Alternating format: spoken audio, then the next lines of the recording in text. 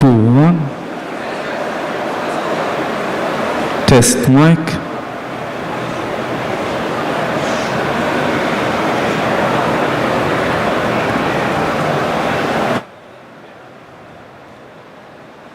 Check mic 3, 2, 1. Test. Test mic.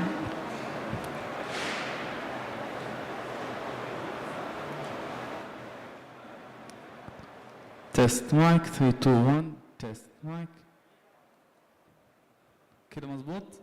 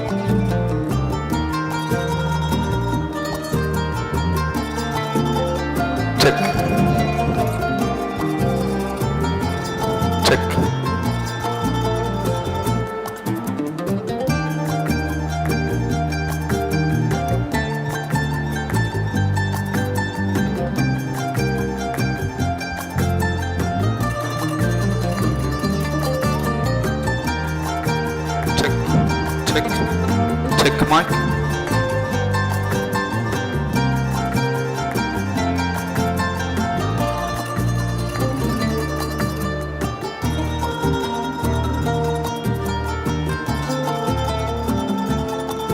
Check, check, check. Check. Check.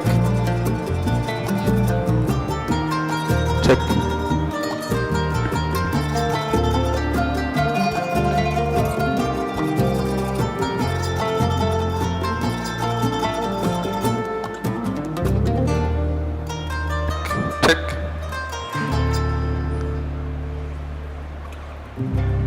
Check.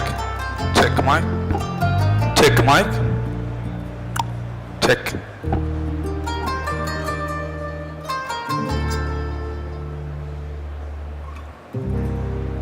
Open mic.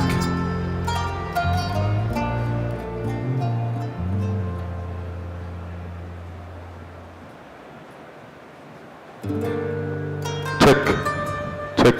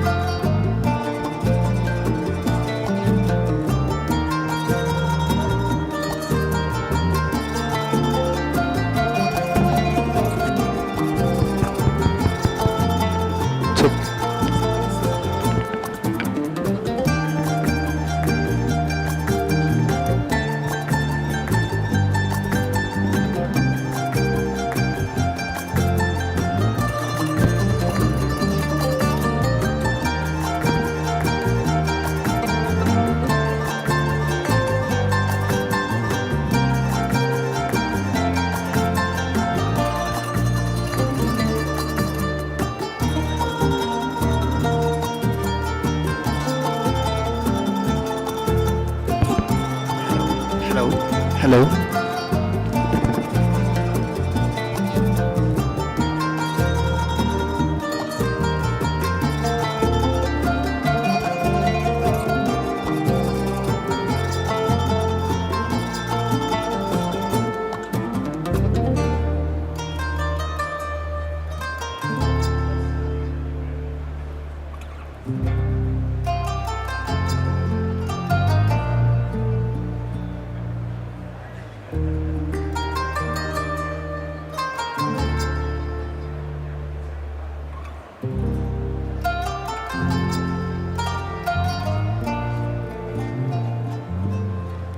تشيك.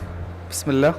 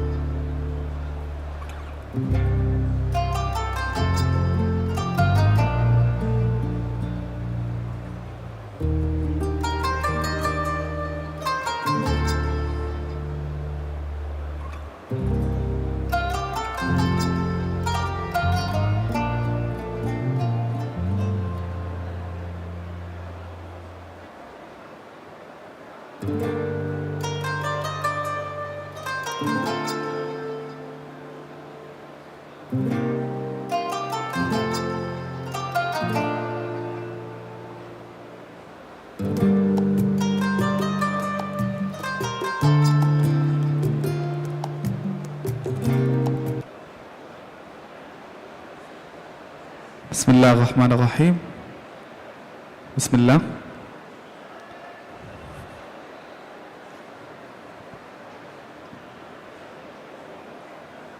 تنسي بس لما تتكلم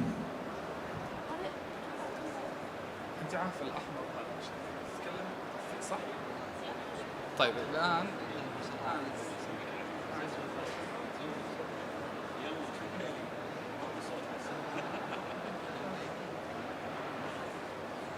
انا بتكلم بس تتكلمي عشان نسمع عشان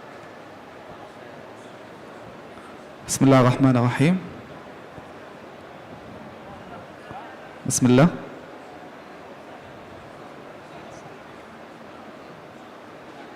سامعك. ايه حطي فمك عند المايك. تكلمي. تكلمي. ايوه الان تمام. خليك كذا وخليك قريبه من المايك مره عشان نسمعك كويس. ايوه كذا ممتاز. يس ready؟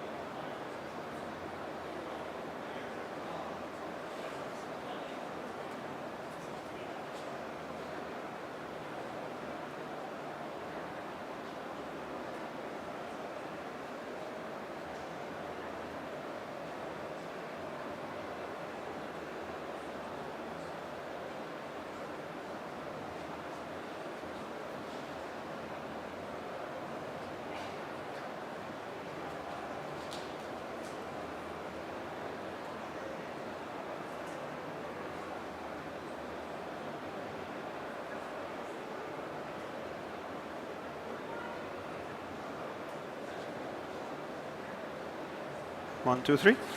Hello, hello. 1, 2, 3. I think it's good. Yeah, of course.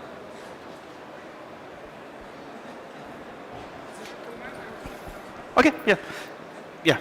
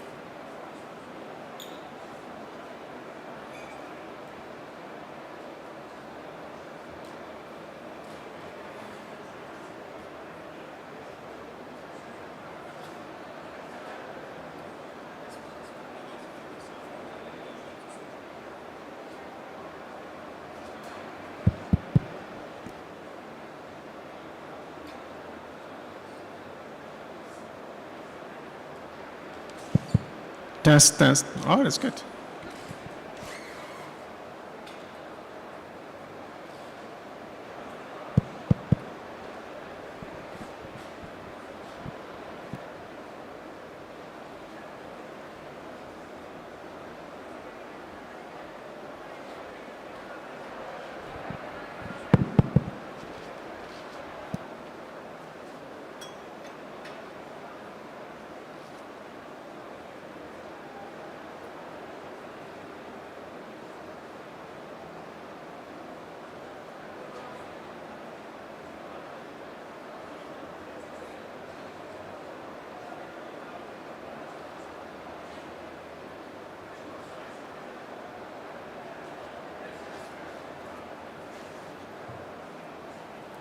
Check.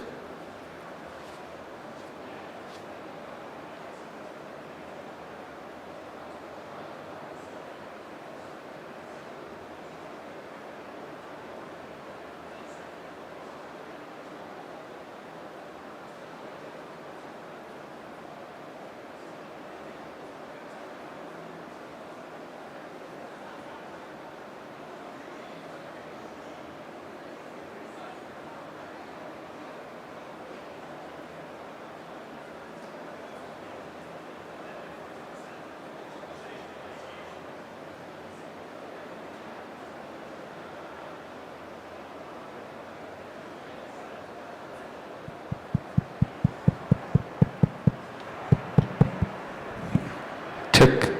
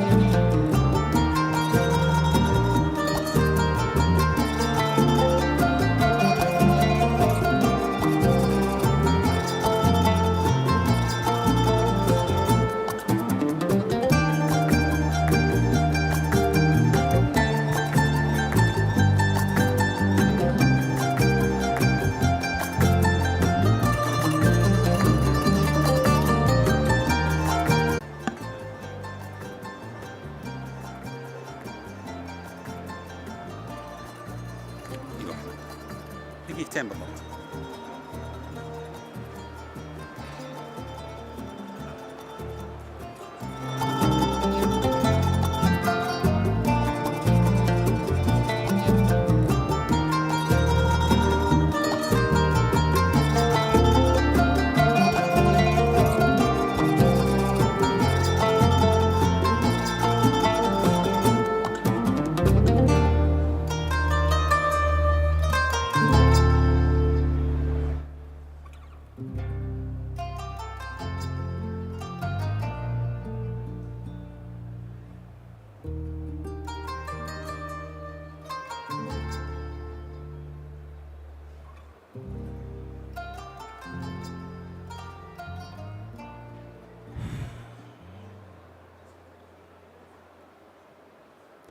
الضيوف الكرام، السلام عليكم ورحمة الله وبركاته. يطيب للترحيب بكم في اليوم الثالث من لقاءاتنا خلال معرضنا إكسبو مينا. استمتعنا يوم الأمس لجلسات حوارية ماتعة حول مواضيع مهمة من ثلة من الخبراء والمختصين تمحورت حول أهمية هيئات ومكاتب المؤتمرات ودعمها لصناعة المعارض، دور قطاع الاجتماعات والحوافز والمؤتمرات والمعارض في تنمية الاقتصاد الوطني، دور الجمعيات المحلية للمؤتمرات والمعارض، جذب الحضور الدولي، منصة إدارة الحشود والحدث زونيزر. واليوم نواصل ورش العمل لتغطية مواضيع جديدة وتشمل أهمية التكنولوجيا في صناعة المعارض والمؤتمرات، أهمية ودور الموارد البشرية في الفعاليات العالمية القادمة، كيفية إدارة المشاريع المهنية في صناع المعارض والمؤتمرات. كونوا معنا وبأسئلتكم ومشاركاتكم يثرى اللقاء وتتجدد المعرفة. Ladies and gentlemen, welcome back again to our sessions, and thank you so much for joining us during yesterday's sessions. We had a wealth of insightful workshops around harnessing the power of convention bureaus and authorities, MICE sector development of the national economy, local MICE association, attracting international attendees, Zonizer event crowd management platform. And today, we are even going to have intrinsic subjects which contributes to building the context for exhibition and conference industries. And they are revolutionizing the MICE industry, emerging technology trends, preparing human capital for upcoming global events, professional project management in the MICE industry. So, without further ado, we will begin our first session addressing the role of technology to evolve this business. With revolutionizing the MICE industry, emerging technology trends, we are going to have selective energetic speakers, and may I request them to join the stage upon calling their respective names. The first speaker, partner and chairperson of Info Salons and the founder and CEO of Life After Me. He is a visionary leader with a dual role that exemplifies his commitment to innovation and positive change. Please help me welcome in Mr. Wilbert Higmans.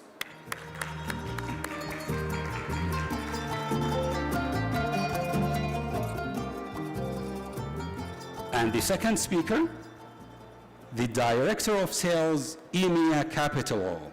He's a seasoned professional with a remarkable career dedicated to sales and business development. He brings a wealth of expertise to the table, driving growth and success for the company. Mr. Lionel Scurfield.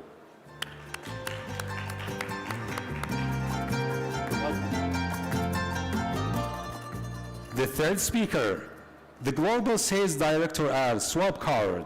He is a dynamic leader with a proven track record in driving business growth.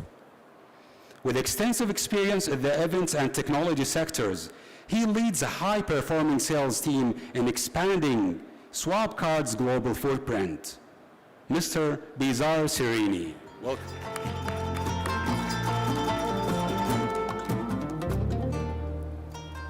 And with the energetic moderator today, the Regional Director for the Middle East, Africa, and South Asia at Expo Platform. With a career marked by innovation and relentless pursuit of excellence, he plays a pivotal role in driving the success of the organization in these diverse and vibrant markets. Please help me welcome you, Mr. Peter Bakash. Looking forward for a great dialogue and discussion. Leaving the mic to you, Mr. Peter. Thank you. I guess this is what receiving an Oscar feels like. Great introductions, thank you. Good afternoon, everybody. Thank you, First Arabia, thank you, Bilal, for bringing us all together here. Dear panelists, amazing to be together on the stage. And I'd actually like to kick off the session with challenging the very subject, revolutionizing the mice industry. What is revolution? Revolution is a change, something that happens rapidly, something that's scary. You venture into the unknown. And I think we've already done that, right? In 2020 and the years that followed, the industry had to reinvent, had to rapidly adapt, find new ways to engage, make revenue. So let's remove the R from the subject. Technology is already here. It's not scary. And most importantly, it works. So my objective for the session was really to try and give it a more practical approach. So talk about what is the technology that is already here, what are perhaps some challenges associated with it, and hopefully give some practical takeaways and insights to all of you. With that, I'd like to address my first question to Wilbert, somebody who's shaped technology in the industry in the region largely with decades of experience. So one of the things that is a backbone of all innovation, and not just in the events industry, right, is AI. And we're all very familiar with matchmaking, recommendations, all of these technologies. So I know that there is so much more in there that you've done and you will do in the near future. Can you tell us a bit more about some of those really cool and exciting applications of AI specifically for events? Yeah, thank you, Piotr, for a nice introduction, and Bilal and IAEE for having all us here. Talking about revolution in the industry, I think revolution starts with evolution, and AI is here since 1950. That's when the first actually computers started talking to humans. And that didn't change, only the pace changed. And that's why it's good to have that discussed here, because AI is actually tasking computers with assignments that need, and OpenAI, the company behind ChatGPT, they stepped up the game when it comes to machines. So now it's up to us as humans to step up the game, because we need to be on par. We need to embrace that technology. And before going into those applications, if you look at what is AI, it has a couple of elements. It's machine learning, it's natural language processing, it's robotics, it's computer vision and neural networks. So a lot of different elements of AI that all have impact into our industry, into our lives. Maybe start with that machine learning that probably we use most nowadays. Machine learning is actually having better knowledge, insights taking out of the data. It's working with algorithms. It's having smarter algorithms that learn from the data that's been fed. So actually, therefore, we can be much smarter when it comes to data processing, data insights. It comes to that matchmaking. We know much more about people, about their interests and their actions, so we also know how to match that with other humans, back to humans, because still we're lucky to be in a face-to-face environment. That will always stay on, and the technology will support. So it's the matchmaking, it's the recommendations. Recommendations to see what should we do, what is next for us, and the machine will help us with that. It's also deep diving into that data and get, again, more insights. It's actually getting into prediction. And that is becoming more interesting even. So, and that's probably some of you heard that already, that if we do registration as info salons. So if we pre-register somebody, we call them an intendee. Somebody has the intention to come to your show. So if they really come, if they really rock up, and that's normally 50% only, then they become the attendee. If they are not the attendee, then they were just pretendees. They just pretended to come to the show. And we want to know who are those attendees and pretendees, and how can we get more people to come to the show. AI can really help us with that.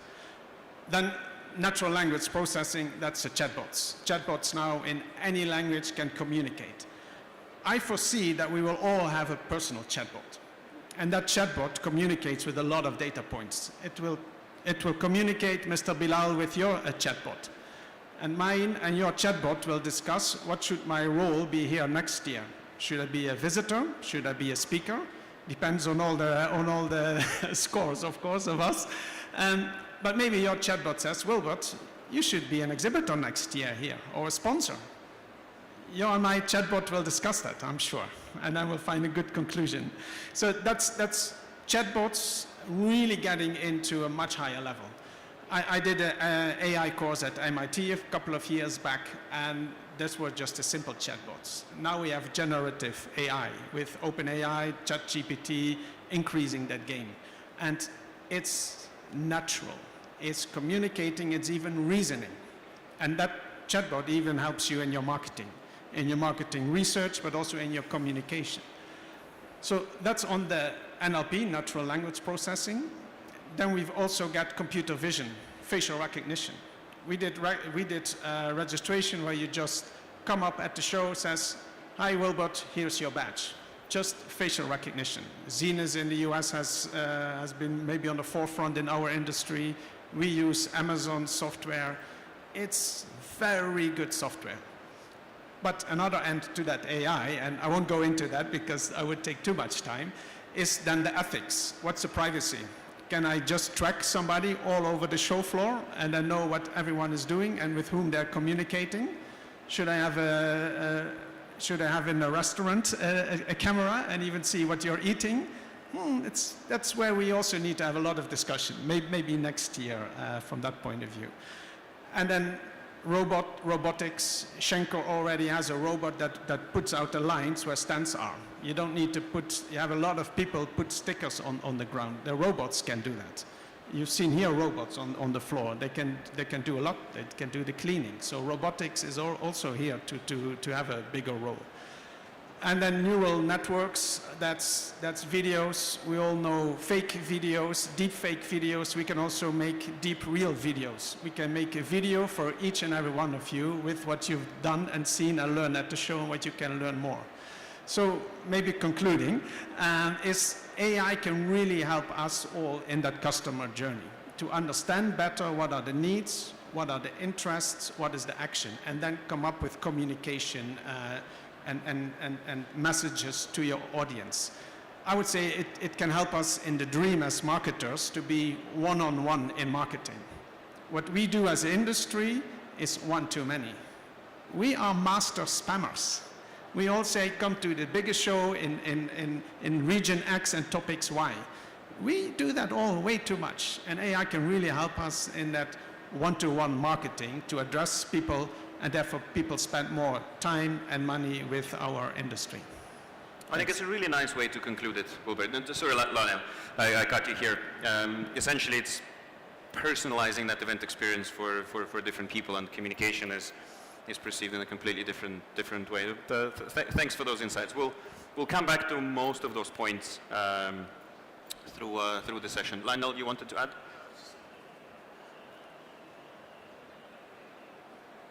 Maybe share this one. Does that? Yeah. It does. Well, I think, yeah, I agree totally what you're saying, Wilbert, around how AI will, you know, on the front end of an event really be effective. But I think something to bear in mind, and I think this is probably a very exciting innovation, is how AI is going to help you as an event planner, as an organizer, from the back end, okay? How you're going to be able to, in essence, improve on your efficiencies, on your spend, but more importantly, to understand how effective your event is going to be, okay? So at the moment, we lay out plans for events, we press play, we hope it all goes well, you know. I think with AI, and especially machine learning as well, we're going to be able to game out our event even before we go live, to make improvements, to understand and break down your event into a series of data points, because that's what we're looking to do, okay? We're looking to make this event that we're putting out the most effective in regards to engagement, into how attendees engage with each other, with sponsors, with themes, with messaging. Game it out. I think this is the exciting innovation with AI, is that we're going to be, we're going to turn what could naturally and historically just be a shot in the dark sometime. And because you've got under so much enormous pressure now to make sure that you're getting return of investment every single dollar that you're spending, this is really going to help this become a much more efficient and, a really enjoyable experience for the attendee, but more importantly for the event planner to be less of a kind of, running around, putting your hair out and hoping for the best, I think, So I think the innovation is going to be in the back end as well. And I think that's something that you could actually help drive, learn how to use ChatGPT in a different way. Not just how it looks from the attendee experience, but from the event planner experience as well. That's my thought, anyway. 100%. No, thank you for that. And it's actually something that we at Expo Platform are currently working on. So we already have ChatGPT-powered chatbots, so to help people with general questions and navigation on the platform and so on. But one of the really cool applications is to look at how can we use AI to find useful angles to derive insights from data. Because everybody generates so much more data, and there is just so many different ways to look at it, and not all of them are useful. So one of those approaches is using AI to look at what would be actually useful and actionable insights that will help you be more efficient or save cost or provide a better experience through the event journey, 100%. And I actually wanted to throw one quick question. We've mentioned ChatGPT quite a few times. Who has used ChatGPT personally? You're using it now? Okay, about half. If you haven't, I strongly recommend you to use it, whether it's best practices on how to publish a piece of content on YouTube or Instagram, or improving the value proposition, or improving your event brief. It's incredible. It is really incredible. I think the word chatbot doesn't do you justice in a way, because we used to really bad examples of they're not even able to handle simple questions. But I find myself saying thank you for the answer, because it really feels like you're talking to a person that is an absolute subject matter expert. It's really cool. Now, something that I can relate to a lot as well, and I want to direct this question to Bezar. Obviously, recommendations, matchmaking, and in general more personalized approach to the event experience, right? And kind of the end result of that is your event app. We had a chat yesterday, and I didn't actually realize that you've spent probably over a decade developing apps. From your standpoint, what have been kind of key improvements, perhaps, in the last years when it comes to an event app?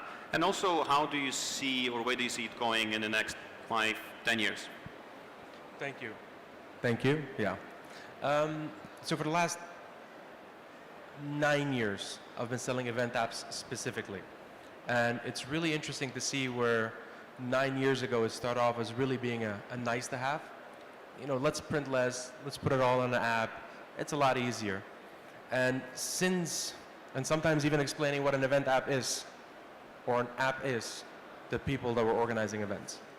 Since then, we've made incredible strides. And I think I want to start off by saying, I'm Dutch, so just prefacing this question, I want to start off with a statement, and you can agree, or you can be wrong. Dutch, I don't want to insult anybody. But the statement is, digital, in a shape, form, or capacity, event apps are the core of future growth.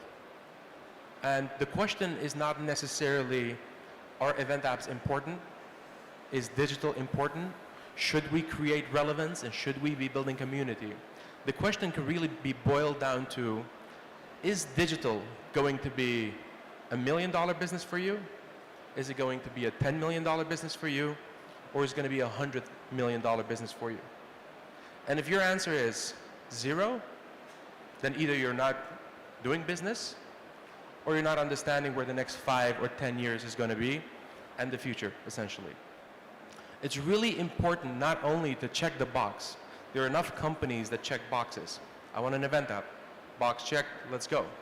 It's incredibly important to calculate backwards. Where am I? Where do I want to go? And how do I get there? And if you just check a box, I have an app, that's it, it doesn't do anything for you. It doesn't add any value. It doesn't add to the experience that you're looking to build for your end user. And whether that end user is your attendee, your exhibitor, your staff, or your stakeholders, or your investors, you have to build value, you have to be relevant, and you have to create a sense of belonging, a sense of community to justify relevance, to justify why you can send them a message 6 months in between events, and why they should open it, why they should listen to you. Because you are a subject matter expert in this specific industry, in this space. And just checking a box will never ever get you there. So it's really, really important to not only have a vision, but really match that with great partners. Some of us, all of us on this stage are subject matter experts in our own space. So that's really important. And tapping into the AI conversation, and you guys are much smarter than this when it comes to AI. I just know that the results are great. How it works, no clue. But it's really all about nudges, giving people the right nudge at the right time to incentivize a certain behavior, and a collection of nudges gets you to a certain destination that you want to be at. So really think about your future state and then calculate backwards. There might be some very, very painful steps in that, but it's a lot easier to understand where you want to go, and getting there so much easier. No, thank you for that. I can relate to all of it, and just to add on the sort of on the nudges and on the behavior. I remember looking at, so we delivered GITEX Global, and the organizer asked us, how can we improve the number of accepted meeting requests. Because still everybody suffers from that, right? There are lots of pending meeting requests. It's better to have it declined rather than to have it pending. We looked at the flow. So we looked at, okay, what happens after a person received the meeting invitation? Do they look at the profile of the person who sent it? Do they then decline, accept, or just leave it hanging? And for everything, for messages sent, for all other activities. And that it really starts being very, very exciting, because you get very clear understanding of the behavior of different types of people, and you look at how are visitors behaving, how are exhibitors behaving, and how are my hosted buyers behaving, to really be able to adjust your strategy and communication, those nudges, to get much more, because at the end of the day, more confirmed meetings, happier exhibitors. We've actually touched on a number of questions that I wanted to ask later on, so let's jump over a couple. Monetization. Bazar, you just mentioned it's not just about the investment into that technology, it's really about generating significant return and having significant growth of digital revenue. I understand this is an absolute backbone of your approach. It's not a service. This is kind of a gateway to a completely new revenue stream. 100%. 100%. And I think it's really important to, again, understand what you're looking for. Are you looking to grow your bottom line? I work in software, right? I've worked for software companies for the last 10 years. I used to be a banker before that. Horrible experience, but that's a different conversation. So being in software, it's never about where are we today. It's always about tomorrow. Being profitable right now doesn't matter. Nobody cares, because if you don't deliver on the future state, you're going to go bust anyways. So if you don't grow, you die, is a common phrase in software. So if, as an organizer, you're creating a marketplace, you're looking to dominate in a certain area, you're looking to become the place to go, it's not necessarily about the bottom line. It's about views, it's about relevance, it's about creating that space where people come and do business. We're all here today.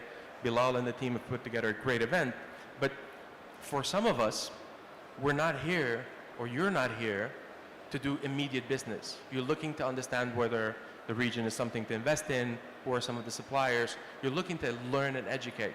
So are you looking to build a community? Are you looking to become a global player within this space? Are you looking to expand? Understanding as an organizer what you're looking to achieve makes it so much easier to deliver on. We're helping a lot of our clients, so I forget the other event name. What's happening outside of the city? Cityscape. Cityscape. Incredible event. People are coming and flocking to that event from all over the world.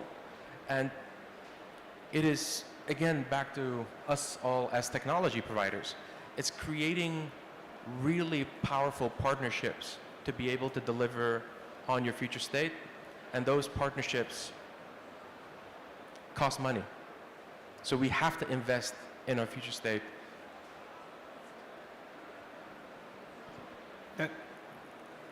You're very right, and that's the strategy, yeah? And looking long term. But it's also a here and now, and we all have to also work with our clients with budgets of today, and they are not increased because we give that vision and speak to the CEOs, and they say, yeah, that's right, we want to go there. We also have to make first steps, and I think what we need to do all as an industry before we look at the ROI is look at other R's. I think it's ROE, a return of the engagement. It's what you were saying. What you're saying is if we get people much more engaged into better meetings, staying longer at the shows, spending more money with exhibitors, then we get more engagement. And then they also see that value. And that value creation leads to bigger budgets and making that strategy and vision happen. And it's also with the show teams. it's the CEO says, yeah, let's do this, Wilbert, let's do this swap card, let's spend more money and time getting there, but it's to engage the team, to make them understand what does this for you, this technology, because technology is just technology, it's a means, not the end. And that's where we need to have more discussions, more engagements. This is good to have a panel, but I think we also need to do more workshops, go a bit deeper. And what does it really mean for you? That's the ROE. One more before I give it to you. And that's then the return on the marketing. Because, and that's content and content creation and communication. But yeah, I think that, but this speaks to a much more fundamental issue in our industry. Because I agree with that. I agree with you as well. You know, I think it's a nuanced conversation. But more importantly, I think it's also there's a massive disconnect with event planners and the tech providers. And what I mean by that is, we do have the tools to help you, you know, to make, you know, engagement increase. You know, for not only across, you know, attendee to exhibitor, but more importantly, the messaging, you know, the more subtle parts of the event. But more importantly, all of this leads back into revenue creation. And now there is your ROI. We're all in this for business. We're all in here to make money, right? We can dress it up as we want, right? You know, it's around, you know, messaging, and it's around making money at some point, okay? We all talk about our CEOs in, you know, in our clients. It's not the CEOs, it's the CFOs we have to keep, you know, to keep in mind in this. Yeah, these are the guys that give you money to spend on technology to go and make money for the company. And these are the guys that will determine your budget next year, okay? The disconnect is where you're faced with all this technology, okay? And in many respects, you take this technology and just throw it at the wall, see what sticks, see what kind of works. The disconnect is where the event planner needs to start to understand, become more tech savvy, okay? To understand, how could AI be used in my event? How could more data collection tools be used in my event to help me to my ultimate goal? So if that means, as you were saying, to have more of a workshop type environment where we go out and educate, or you come to us and you seek that education, I think, you know, we could help each other in this respect. I think that is the fundamental issue I think we're faced with at the moment. You know, that is my opinion, but... I absolutely second that, thank you. It's essentially very often in my role, I find myself being the educator to really help the businesses understand what the technology can be added value, and it covers all of the angles. Of course, you always have to talk about monetization, additional revenue. You have to talk about attendee experience. You have to talk about engagement, and there's so one of the things, and it's Johan mentioned that during his opening presentation on Sunday, that increasingly so, and one of the most important aspects for organizers is exhibitor ROI and much more value-driven approach. Can we talk about that a little bit? Whoever guys wants to jump in. Really the exhibitor ROI and the value. Before we do that, I think we have a question from the audience. Sorry.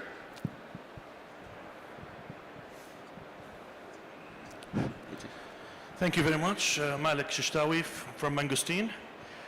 My comment is related to what you were all insightfully sharing. Thanks to all of you. And I want to recall a LinkedIn post that I saw this morning, where the quote was saying that we're not in events business, we're in data business. And since we're talking about technology and data, it's one direction. We cannot move aside. He mentioned a very, very interesting example of the Informa Tarsus buying deal, which was around $1 billion, where the CEO of Tarsus confirmed that the biggest part of the deal was data, right? So I think this is the key word that we really need to focus on when it comes to technology relation with our industry, because you mentioned a lot of examples on how to convince or to educate. So I think currently data is not really utilized the right way, and this is what we need to educate the industry key players about. May I Thank answer you. that one? Or Let me go first. 100%. We have time for both. It does start with the data and with data collection. That's part of the business that we do. That's why I wanted to answer first. So we do a lot of data collection. And yes, Douglas Emsley said I sold it for $1 billion because of data. I think also for a healthy bottom line that he created over those years, because I'm sure it was on a multiplier, and not to multiply the data is difficult. There's already more than enough data, right? So it starts with the data, and I think that's also where more attention is needed, because in the end, the best engine you can have, garbage in is garbage out, and we have some of that in our industry. So the data collection, data cleaning, data standards, standardization, having data lakes, and even newer technologies is key. I think that's also where a lot of work is done. We are an industry that runs most of the time, and if we don't run, we rest. and I think we need to take those resting time more to look deeper into that data. And then what can we do with it? And then put the right technologies and then the machine learning and the AI is fantastic. If the data's not there, mwah. But you're right, data is key. Without doubt. Exactly, this is what I meant. The problem is they all focus on collecting data. What they do later with the data is the problem. Collecting data is the easiest part. You have the registration, you collect data, and then what do you do with the data? How you maintain the database, how you clean it, how you target and retarget the database. This is the issue, I think, with a lot of organizers. Without a doubt. And this is, I mean, it's kind of where we're touched upon, it's about garbage in, garbage out. The trouble is, and this is where the disconnect comes in again, is event planners know their audience, or they should understand their audience a lot better than the tech providers. What we provide you are the tools for you to realize your vision. That's the key to it, okay?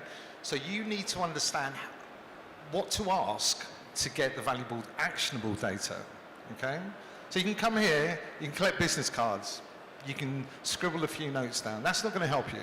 That's not good data, right? That's just turning up and looking like you're doing something, right? You need to be able to drill into buying intent, okay? Buying cycles, decision-making authority. These are all the key pieces of data that when you throw back into your systems, you don't need, it's almost, it does the work for you, okay? Right, so you need to look for tools and for solutions that are going to help you achieve those key objectives, okay? All the data that you catch, think of it as dollar signs across every piece of data set that you're collecting. If there's no dollar sign over it, it's not going to be of any use to you. Okay, does that kind of answer? And one more thing to that is also that we have clients that we have data projects where we work with data, but maybe those clients, those organizers should share that more with the industry. And Tarsus is one of our clients, by the way, so where we do really these data projects for. Yeah, but commenting on what Lionel mentioned, yes, I understand, and I have a technology background, so I know that tech companies will provide the tools, but I think it is at the current phase mandatory that also it plays an education role, because for them to come to you to tell you exactly the actionable items, they need to understand what actionable items you can provide them with. So I think you need to step ahead and do also the education part for them to understand what they ask. Without a doubt, and this is part of our job as tech providers, that we do provide thought leadership, we do provide education, but again, I'm coming back to this disconnect, okay? Because when we get into the weeds of it, you know, when we can say, look, we're going to look at the back-end functionality, we're almost going to just that level above coding, okay, right, to understand how conditional logic works, fulfillment actions, you know, how all of these subtle tool, you know, aspects to the tool will help you achieve those objectives. There's a disconnect with event planners, you know, when you see it, you know, they get, you know, glassy-eyed, you know, the mind starts wandering to something else. because they're not understanding how that tech environment works. And we're trying to educate, and we want to educate. That's the key thing to it. I think when we close that gap, I think our life, both for us as vendors as well as purchasers of services, will become so much easier. And I think this is what I was saying about AI working in the back end, okay? Where this is now, you're going to have an AI assistant with you to help you with all this. You know, so this is going to be now a key part in how you plan and create your event. Thank you once again for the question, and I'll let you comment, Bezar, as well. Just to add, it really starts with the organizer, with the need to have the vision and understanding of what do I want to have as the end result. Because if you purchase a CRM and it's a standalone decision of what information I want to capture, and then you purchase a mobile app or something else, and then they don't talk to each other, or the behavior that you capture through the app doesn't communicate to the right fields, or you don't have those fields in your CRM, is pointless. So you really need to start on the high level, and then make sure that every single software purchasing decision communicates. That's my take. Over to you. And again, maybe slightly too sharp. I've been selling event apps for the last 9 years. If you're looking to check a box, SwapCard is not your right partner. Not interested, we don't want to do it, because then you come on board, you work with us for a year, you're disappointed, and you feel like you spend a lot of money because there are solutions out there that are 50% cheaper. They're out there. By all means, go ahead. That's not us. If you have a vision on what you want to achieve, and you work with the right partner that is not only providing you with amazing technology, but it also does the consulting piece and puts down the vision. Anybody in this room, send me your list of requirements. I'll send you a checkbox of everything that you're looking for that we do, and I'll send you a contract. Will you ever buy? Because I checkmarked everything. You asked for 26 items, checkmarked all 26, and I sent you a contract back. Would you sign? Would you sign? Of course not. Of course not. And that's not what we're selling. And that's not what the investment looks like that you need to be doing in order to deliver on your objectives. Because your objectives are also not a list of checkboxes. So Wilbert and he works for Jabbers, and I've been working with it in the past, right? Yeah. And I've onboarded them as a client over the last 2 years. And they had a very, very clear conversation starter. You guys are too expensive, we'll never work with you. Sure, no worries. And now we have an amazing relationship. But on their side, outside of the relationship we have, they have spent hundreds of thousands to align their internal organization with the right CRM tools, with the right marketing automation tools, with Power BI, right? Innovating their internal systems to make sure that they can create something that they call the golden record. And the golden record is every single buddy that engages with them at any point, whether it's on their website, whether it's inside the venue, whether it's with the geolocations that are hanging around the venue that understand where you are, whether it's during the event when you download a white paper. So they have a golden record in understanding who you are and what you're looking for. So they can provide the right content to nudge you in a certain direction. If an exhibitor is doing great, but two of their competitors are getting less ROI, they can actively help and support them with the right pieces of data, with the right teams internally, with the right Power BI tools to go and say, hey, we cannot give you these 70, 700, 3,000 leads that your two competitors got, but we can help you deliver a better event exposure. We can set up a marketing campaign together. You need to pay us 100,000 euros, 50,000 euros, 10,000 euros. So it's creating new revenue models there where none existed in the past, because the only thing we know, or knew, they came in, got their badge, we know nothing, and then 11 months later, they buy a new ticket, 12 months later, they come into the door. Those days are gone. And that's not where you make your business future-proof. So that's really, really important.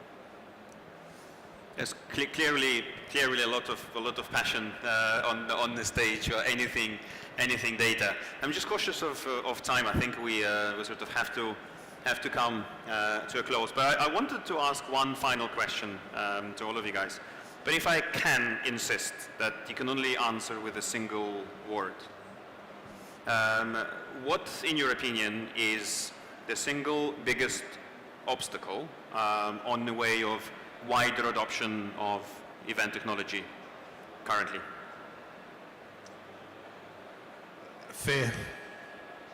Thank you. Say that again, sorry. Fear.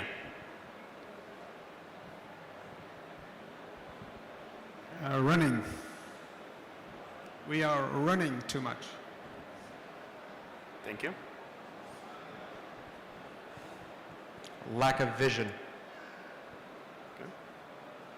And from my side, I'll add education.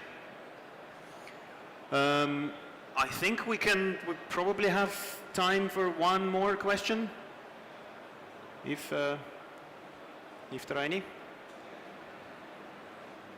Okay. Well, with that, I think we can close. Everybody who is in the audience, please feel free to approach either of us with any questions. We're gonna stick around. Thank you. Thank you, guys. Thank you. Thank you.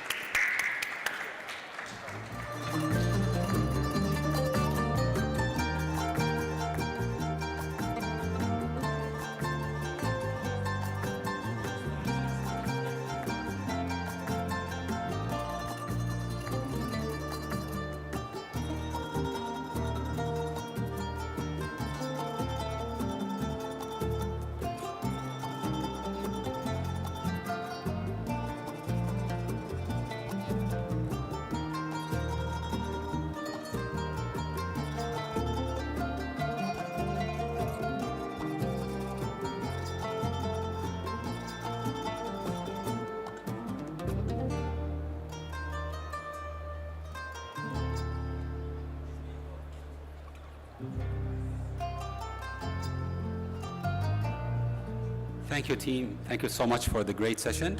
Mr. Nizar, just to deliver kindly the trophies.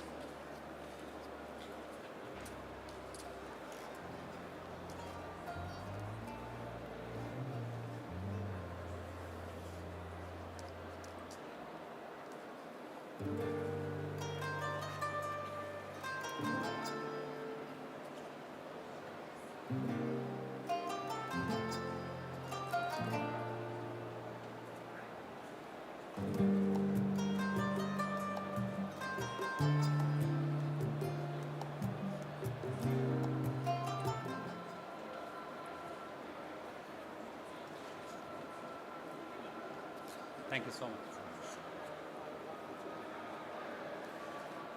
Thank you so much for this. Appreciate it. Thank you. Thank you. Thank you so much. Thank you so much. Thank you. Thank you. I felt like, I don't know.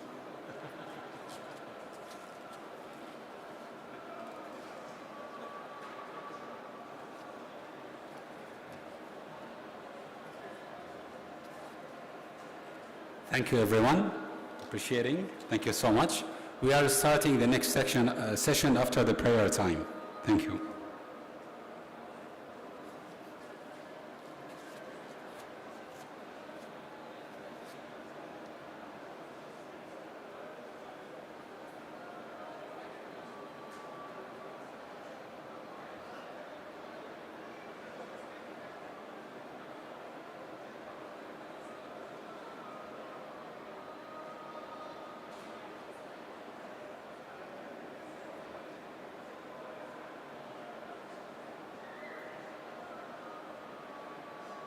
To ensure a skilled and adaptable workforce that can meet the evolving demands of the event industry. From event planning management to technological integration and attendee and experience enhancement. In enriching the subject about preparing human capital for upcoming global events, we are going to have our new next speakers. The first speaker is the SEA Consultant Assistant Professor in Events and Tourism Management at King Saud University. He is distinguished academic and consultant with a deep passion for the fields of events and tourism management. He brings a wealth of knowledge and experience to the realm of education and research, shaping the future of the industry while actively contributing to its development. Please help me welcome Dr. Imad Manshi.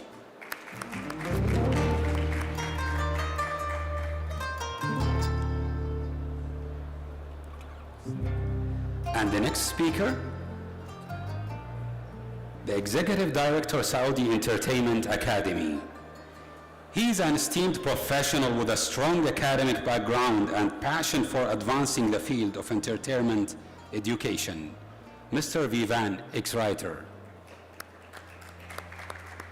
Dr. Ivan, most welcome.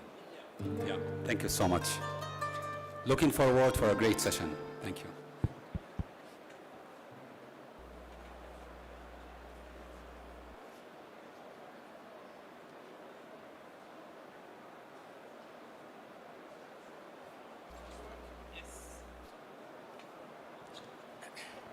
السلام عليكم.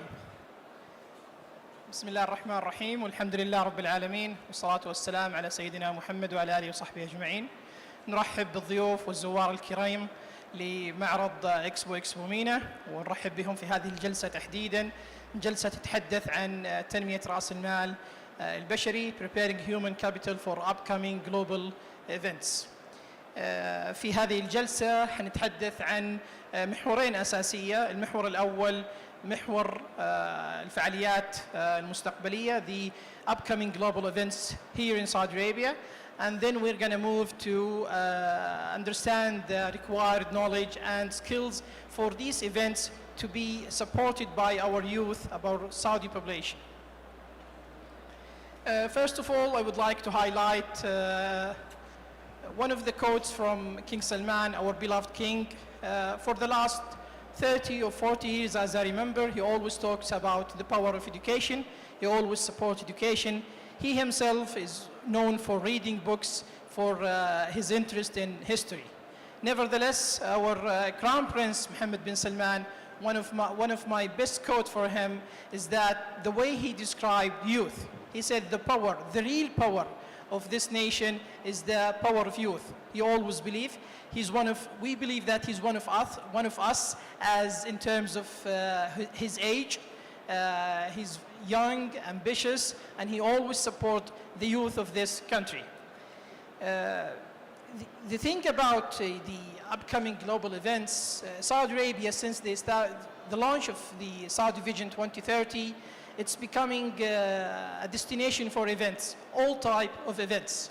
We try to put this question in front of you here at the first slide, so you can just think about it, keep thinking about what are the upcoming global events that will be hosted or organized here in Saudi Arabia. The other thing is to think about, at the beginning of this presentation, at what are the required knowledge, what the needed skills for us, the youth, the human capital, the Saudi population, to support these events. So should we ask the question? Okay, so should we ask the question, do you guys have any idea about upcoming global events in Saudi? Any events coming up in the next few years? Yes? Give us some examples. We're on the floor. Okay. Leap. Coming Leap, okay. Leap is one of them. It's every year, the biggest tech event, right? Anything else? Okay. So, Sabrine, what did you say? The Saudi event show, yeah. Yes. That's also a recurring event. Yes, the gentleman. Expo 2030. Expo yes. 2030, yes. Saudi Arabia is competing as a bid, strong bid. We really hope that we secure it against Busan in Korea. I think there's also Mena as an Italian city. Anything else? Another one? No? In sports, maybe? Yes? Riyadh Agriculture Exhibition back in October. Which one is that? I didn't hear. Agriculture Expo. Eric, okay. Yeah, So it's concert. coming on the 23rd of October to the 26th. Okay. Anything in sports? Yes, maybe a gentleman for sports. The Ministry of Sport hosting the Asian Cup, I assume, in 2027. Asian Cup, it's every year or every, right? Every year, I think? For 4 Yes. years. 29. Okay, all right, okay. Dr. Imad, so what kind of knowledge and needed skills Yes. for those events? This is the thing. Now, after we know some of the upcoming global events, the thing is to think about what do we need to have in terms of the soft skills and hard skills, and what kind of knowledge needed. Whatever it is, whether it's related to management or technology, this is the thing that we should be thinking about. Okay, so now there's a definition. What are the common features between, this event, right? Expo. What's the other common feature with the Asian Winter Game, with LEAP? Well, the OECD, when we were just preparing for the talk, there's actually a definition for global events. And the definition by the Organization of Economic Cooperation and Development define global event as events of limited duration that have a global reach, require significant public investment, and have an impact on the population and built environment. So if you think about it, whether it's for the Expo 2030, whether it's for, let's say, the Olympic Games in Paris next year, whether it's for the Asian Winter Games in Saudi in 2029, LEAP every year, it requires a lot of resources. Most of us get stuck in traffic. We try to find the time.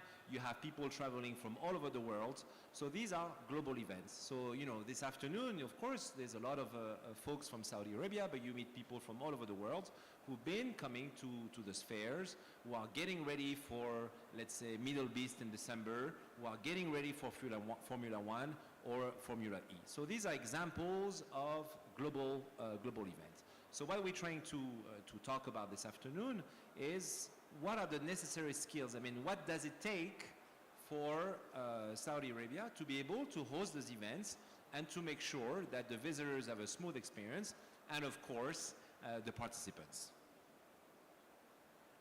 Dr. Imad. Okay.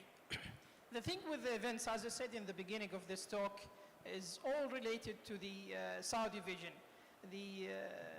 His Royal Highness in April 2016, he said the country wants Saudi Arabia to be on the global stage in terms of entertainment, culture, sport, MICE, every industry.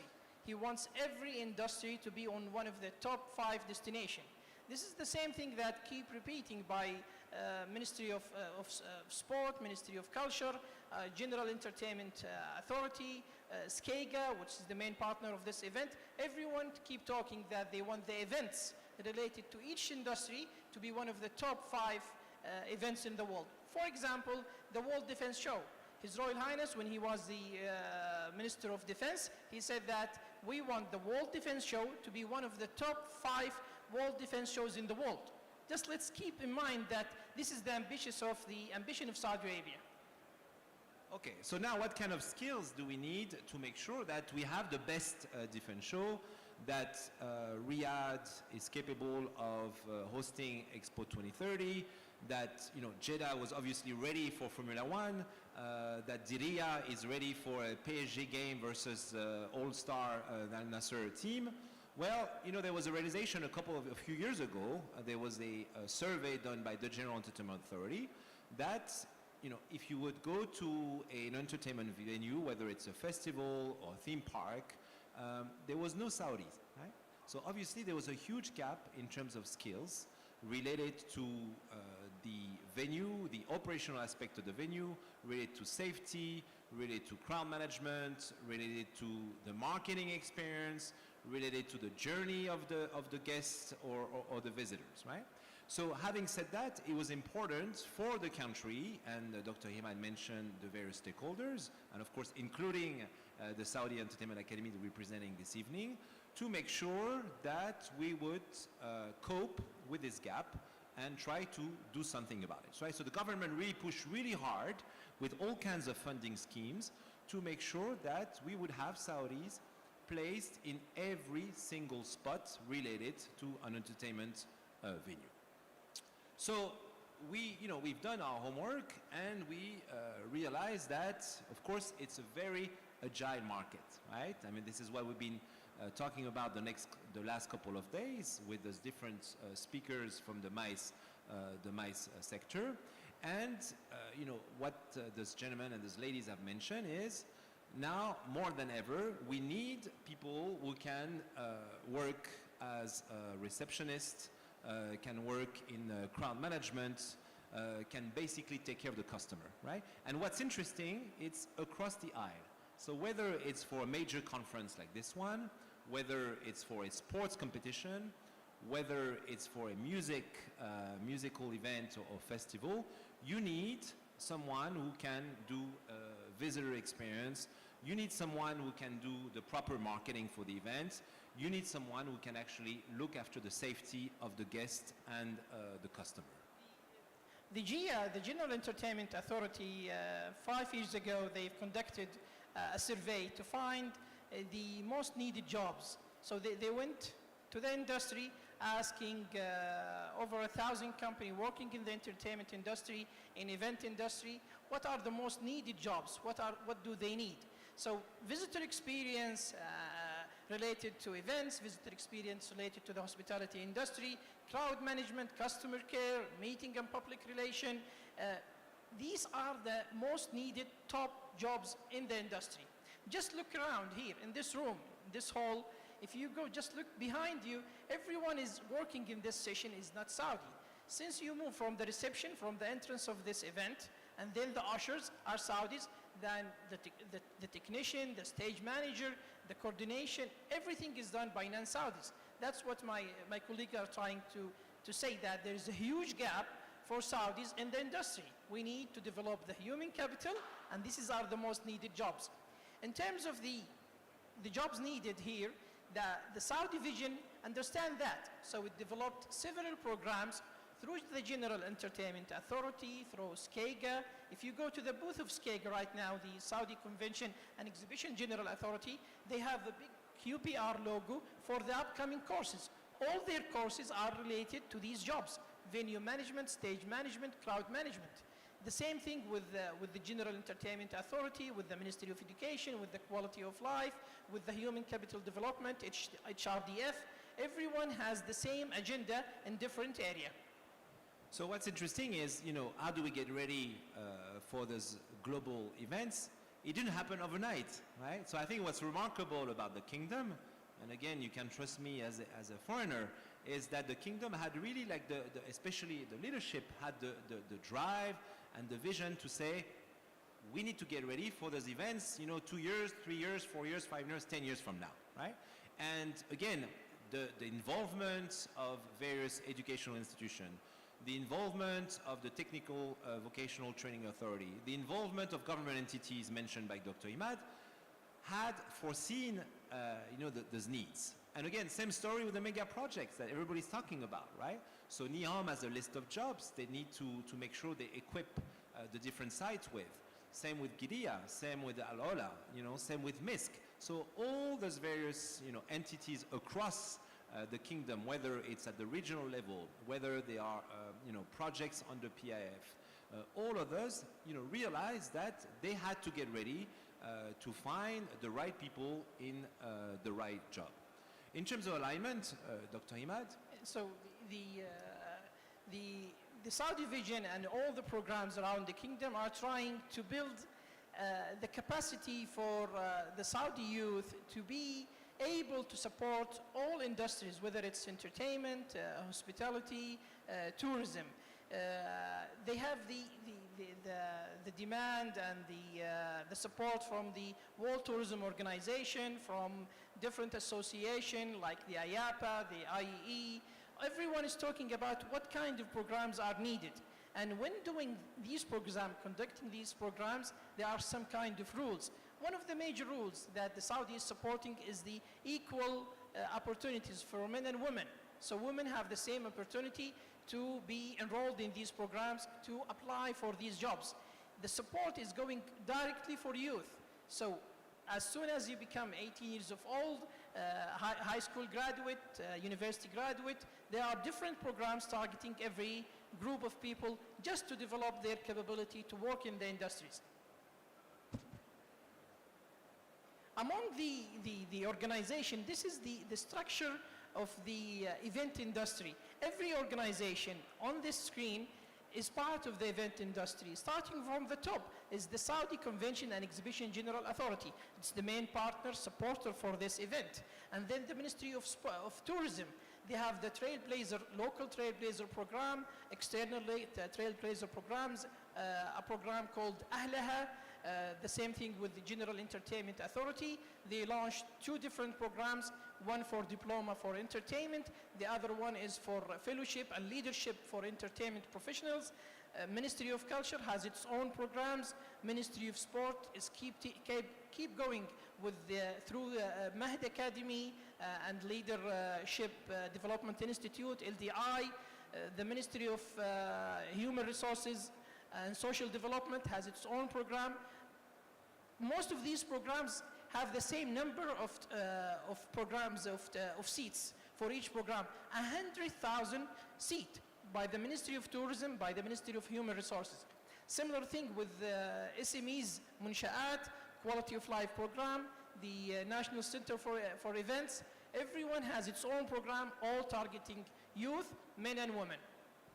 And I think, again, the point we're trying to make, it's a multifaceted effort, right? So many government entities, ministries, programs, schemes, initiatives are all converging towards the same goal, to make sure we have the right people in the right place for those global events.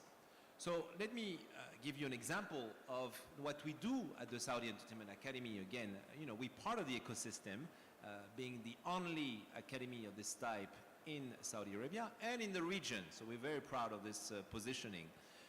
So just give you an example from the various majors that we have at the academy, again, based on the needs of the market. So it's not just, we pull the rabbit out of our hat and say, okay, why don't we do something about attraction operators? No.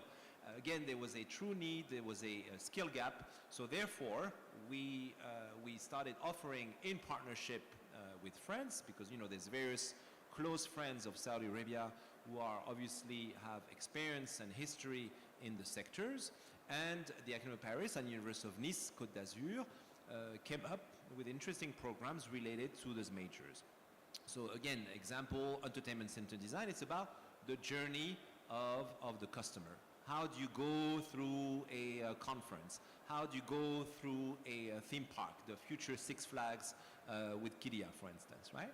Gaming, esports, and most of you, I'm sure, are playing video games or have relatives who play video games. It's huge. In terms of esports, Saudi is one of the, one of the almost pioneers in terms of how teams are equipped financially, in terms of resources, physical resources and logistics. Crowd management, of course, the point we've been also trying to make is it's all across the aisle. We had to understand crowd management requirements to organize such an event. If we go to Middle East, crowd management is crucial. If you go to a Formula E or Formula One event, crowd management is crucial. What we've done in the first phase of our existence, under the current contract with the General Entertainment Authority, we, as an academy, offered courses online. So just to go back in the context, it was the end of COVID, so it was still a very much hybrid environment where people, still working a lot from home. Of course, COVID has totally changed the way we work, but entertainment, of course, still had to go on. So what was done is, online program were offered through a digital platform, the first digital platform of this kind in the region and in the world, where we offered short courses related, again, to crowd management, how to welcome a customer, how to take care of a VIP guest, making sure health and safety were covered, or how do we make sure that we encourage teamwork in an entertainment or in a MICE event or an esports event. And what we've done, because again there was such a demand, because as we mentioned with Dr. Imad, the market is extremely agile, right? So maybe a couple of years ago there was a need for one-year program or two-year program, but what we've noticed in the different conversation and discussions and the proposals that we worked on, more and more stakeholders, government entities, regional governments want like shorter programs to make sure that people are operational.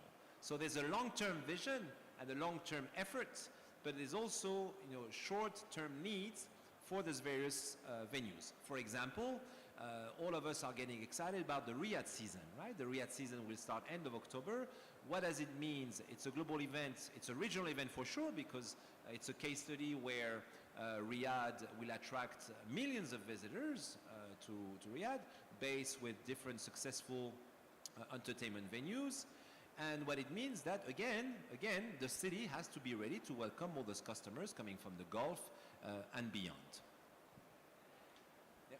This is just to think about the numbers. The last season, Riyadh season, attracted over 15 million visitors, according to His Excellence Turki Al Sheikh. 10% of them came from abroad. Some of the visitors came really from North America, from Europe, from Africa, from Asia. That's what we're talking about, the global reach. That's what means of global events. Now, when it comes to global reach, it means also global awareness, right? So all of us have been, hearing about, PIF investment in Newcastle team, and the fact that Saudi became now a football nation. It was a football nation, but it's football nation globally. So people in England, people in France, people in Germany are now showing or broadcasting the Saudi football championship. So this is really a big deal for the country, and again, a shift in the ecosystem. So, and it's not really surprising, because you see that how many international organizations have been supporting this evolution in the country. And again, we put some names as examples in those various sectors. So in the MICE sector, you might be familiar with ICA, for instance. So obviously IAEE, the organizer of the conference with First Star, UFI, IAPA. So IAPA is a leading association in the entertainment sector. Then you see business schools coming from all over the world. So for instance, ESSEC or Schema from France. And they've been serving already the needs of training in the hospitality sector, right? So all those institutions are here for the long run. It's not just like a one-time shot and then they go back home. They understand the needs in a wide range of sectors. And of course, what's exciting, and you also see some PR agency, Hopscotch is another example, famous PR firm from France who's supporting the bid for Expo 2030, owning some film festivals and car shows around the world, who's very much involved here to promote some initiatives in Alola, again for Expo 2030, or across the country. Just want to highlight one of the organization on the screen here, IAPA. IAPA is a global organization which has programs, different kinds of programs, long and short programs, just designed for theme parks, for destination like Giddiya. Imagine that we're having the largest theme park in the world. Al Giddiya has over 20 theme parks and 6 water parks. These parks and theme parks need and required Saudi youth. Over 10,000 Saudi employees will be employed just to operate and maintain the theme parks around the year. So Saudi Entertainment Academy has a partnership with IAPA just to deliver these courses here in Saudi Arabia. So as Dr. Vivian said, all these organizations are here now through the Saudi Entertainment Academy to develop programs to deliver it to the Saudi youth. Okay, so now, Dr. Imad, tell us how it works in terms of funding and the various organizations, so we have more clarity and visibility about the ecosystem. Just looking at this screen, I'm so proud that I'm Saudi. The government is supporting the youth through different programs. HRDF are supporting professional certificate, diploma, the Tawteen. They're focusing and supporting and arguing that it has to be done, reaching 50%, 70%, and some industries to reach 100% Saudization. The same thing with Temkeen. If you don't have the skills, if you don't have the required knowledge, they will support you to reach that level. The same thing with Munsha'at. If you want to establish your own, if you are an entrepreneur and you want to start your own business, they will support you with the technical support, with the financial support, whatever you need to establish and run and operate and sustain your business, they are there for you. So thank you very much. So, you know, in the end of the day, to answer the questions, and I know obviously you came here to hear some elements of an answer. Is Saudi ready for these global events? Well, it's obvious. We have, current testimonial. You guys throw some names in the room and during the conversation about famous events, events who are getting bigger, by the way, events sometimes getting shifted from one city to another. But again, it's not just about Riyadh and about Jeddah. I think this is what's exciting and what we've been going through, as trainers, as an institution, preparing for those changes, right? My colleagues have traveled to Jazan, for instance. We've been talking about what's going on in Yanbu. We, as an academy, had trainees doing internship all over the country, right? And some places that maybe you never heard about if you were a foreigner. And even in Saudi, maybe they were not that famous before, right? But there's definitely something to bring to the table. The beautiful Asir region. I remember traveling to Bahrain over the summer, and I saw this billboard, and there was the advertise. It was in the middle of July, right? And the billboard was saying, "Rethink your summer, visit Saudi Arabia." Can you imagine a few years ago if I had told you, let's go on a holiday to Saudi Arabia, right? People would have been shocked. But again, because there's a huge potential, and again, because Saudi has been ready to show the world and is opening up to the world in terms of attractive destination, the country has been getting ready, has been showing some successful initiative and tremendous results in terms of human capital, and has been climbing the ladder towards the top of the hill step by step. Thank you. Okay. Just at the end, just to sum up what we said in this presentation before we open the floor for questions, the Saudi government wants Saudi Arabia to be a destination for all types of events, all different kind of sport, all different kind of entertainment, culture, MICE, including this one. You can see the support of SKEGA for this event. They're supporting Saudi Event Show. They're supporting the Saudi Event MICE industry in April next year. Every organization are supporting events. And now the other organization at the same time supporting youth through programs, online, abroad programs, internal programs around the kingdom. Every province in Saudi Arabia will receive its fair share of programs.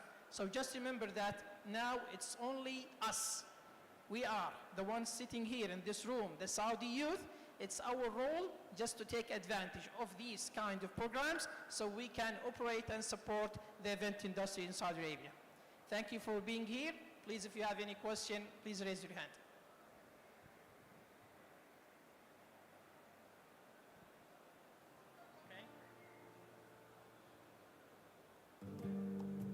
Okay, close up. Closing. Should I close? There's no question. Thank you for being here, and hopefully we can see you in the next session. Thank you. Thank you very much. Thank you so much for a great session. We loved it. Really, you just explained how the ecosystem works, where is the supply, where is the demand, how we do the capacity building for it. If you can hold on, we have another next session. عندنا الموضوع عن إدارة المشاريع الآن، موضوع إن شاء الله خفيف لطيف مفيد للجميع الأخوة والأخوات.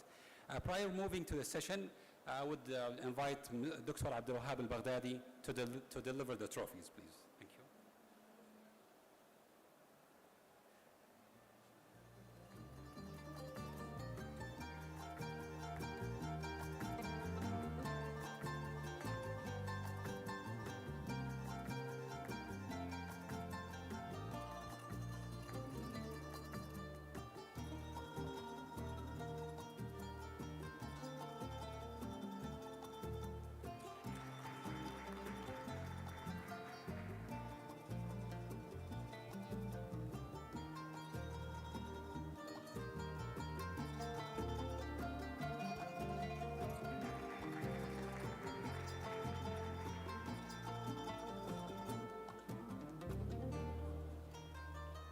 Picture,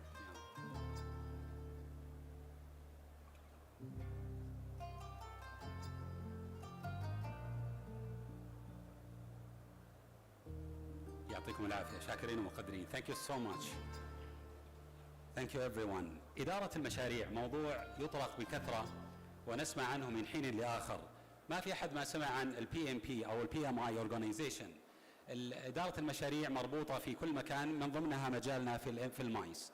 معنا الرئيس التنفيذي لشركة ثلاث الدولية المهندس محمد العوضي، يتحفنا ببعض المعلومات المفيدة حول إدارة المشاريع في المجال. مع الشكر.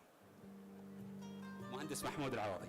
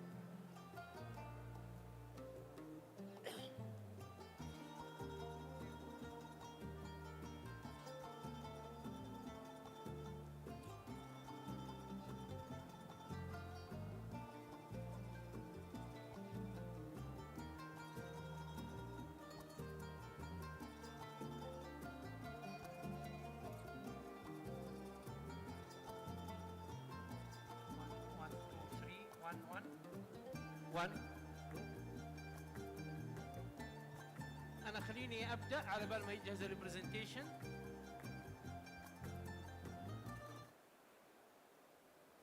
اوكي. السلام عليكم ورحمة الله وبركاته، يعطيكم العافية جميعا، وأهلا وسهلا بكم في آخر يوم من أيام إكسبو مينا. وبداية نشكر القائمين على هذا المعرض، شركة فيرست أريبيا، على هذا التنظيم الأكثر من رائع. حقيقة كانت فرصة جميلة جدا للتجمع واللقاء مع مجموعة من شركات تنظيم المعارض والمؤتمرات. أعرفكم بنفسي، أنا المهندس محمود العوضي، أعمل في مجال تنظيم المعارض والمؤتمرات من 25 سنة، يعني توني صغيرون. تمام. فإن شاء الله كذا النص ساعة القادمة هذه تكون نص ساعة خفيفة ظريفة، مو مثل وزني كده ثقيل، يعني أحاول أخفف دمي، أتصنع كده شوي، يعني نحاول كده نجاري مع جيل الشباب، وأن كان عمري ما تزاوج 16 سنة للحين، يعني بصغر نفسي شوي. أنا رئيس تنفيذي لشركة ثلاث الدولية، شركة متخصصة في صناعة المعارض والمؤتمرات. لما نتكلم عن صناعة المعارض والمؤتمرات معناته إحنا قاعدين نتكلم عن صناعة محتوى، كيف نصنع محتوى لحدث معين، لقضية معينة، ثم ننتقل بها إلى مرحلة التخطيط، ثم بعد كده ننتقل بعدها إلى مرحلة التنفيذ، ثم بعد كده إلى عملية الإغلاق وقياس الأثر والنتائج. أنا أيضا عضو في المنظمة العالمية IAEE، وأيضا عضو في الاتحاد العربي للمعارض والمؤتمرات، وعضو ومؤسس في الجمعية السعودية للمعارض والمؤتمرات سيكا.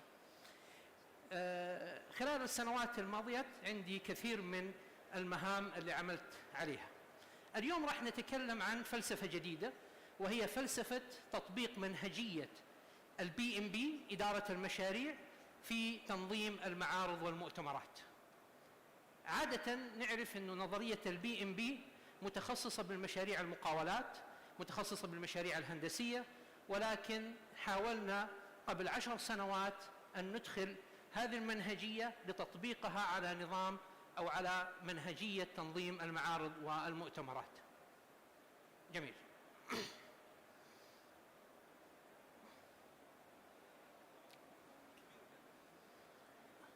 ممتاز.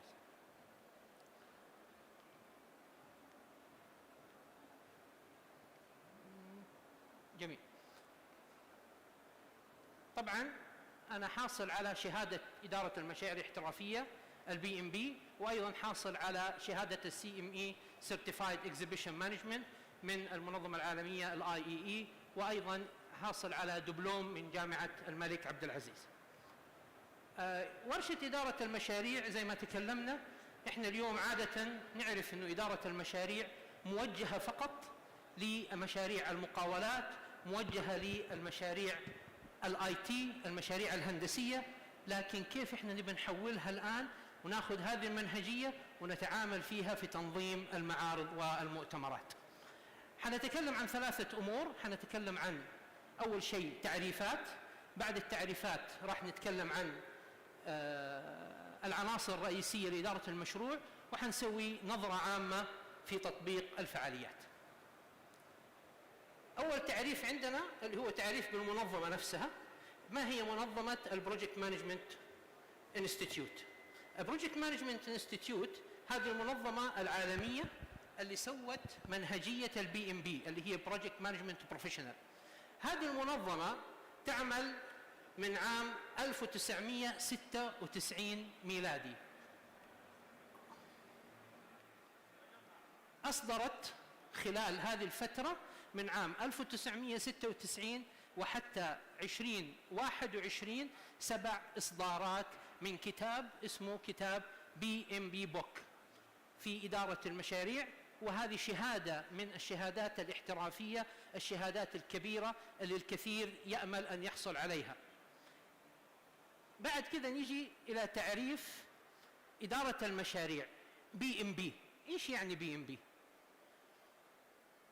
مجموعة من العلوم، مجموعة من المهارات، التطبيقات اللي نجمعها كلها مع بعض بحيث أنه نعمل على تحقيق متطلبات مشروع.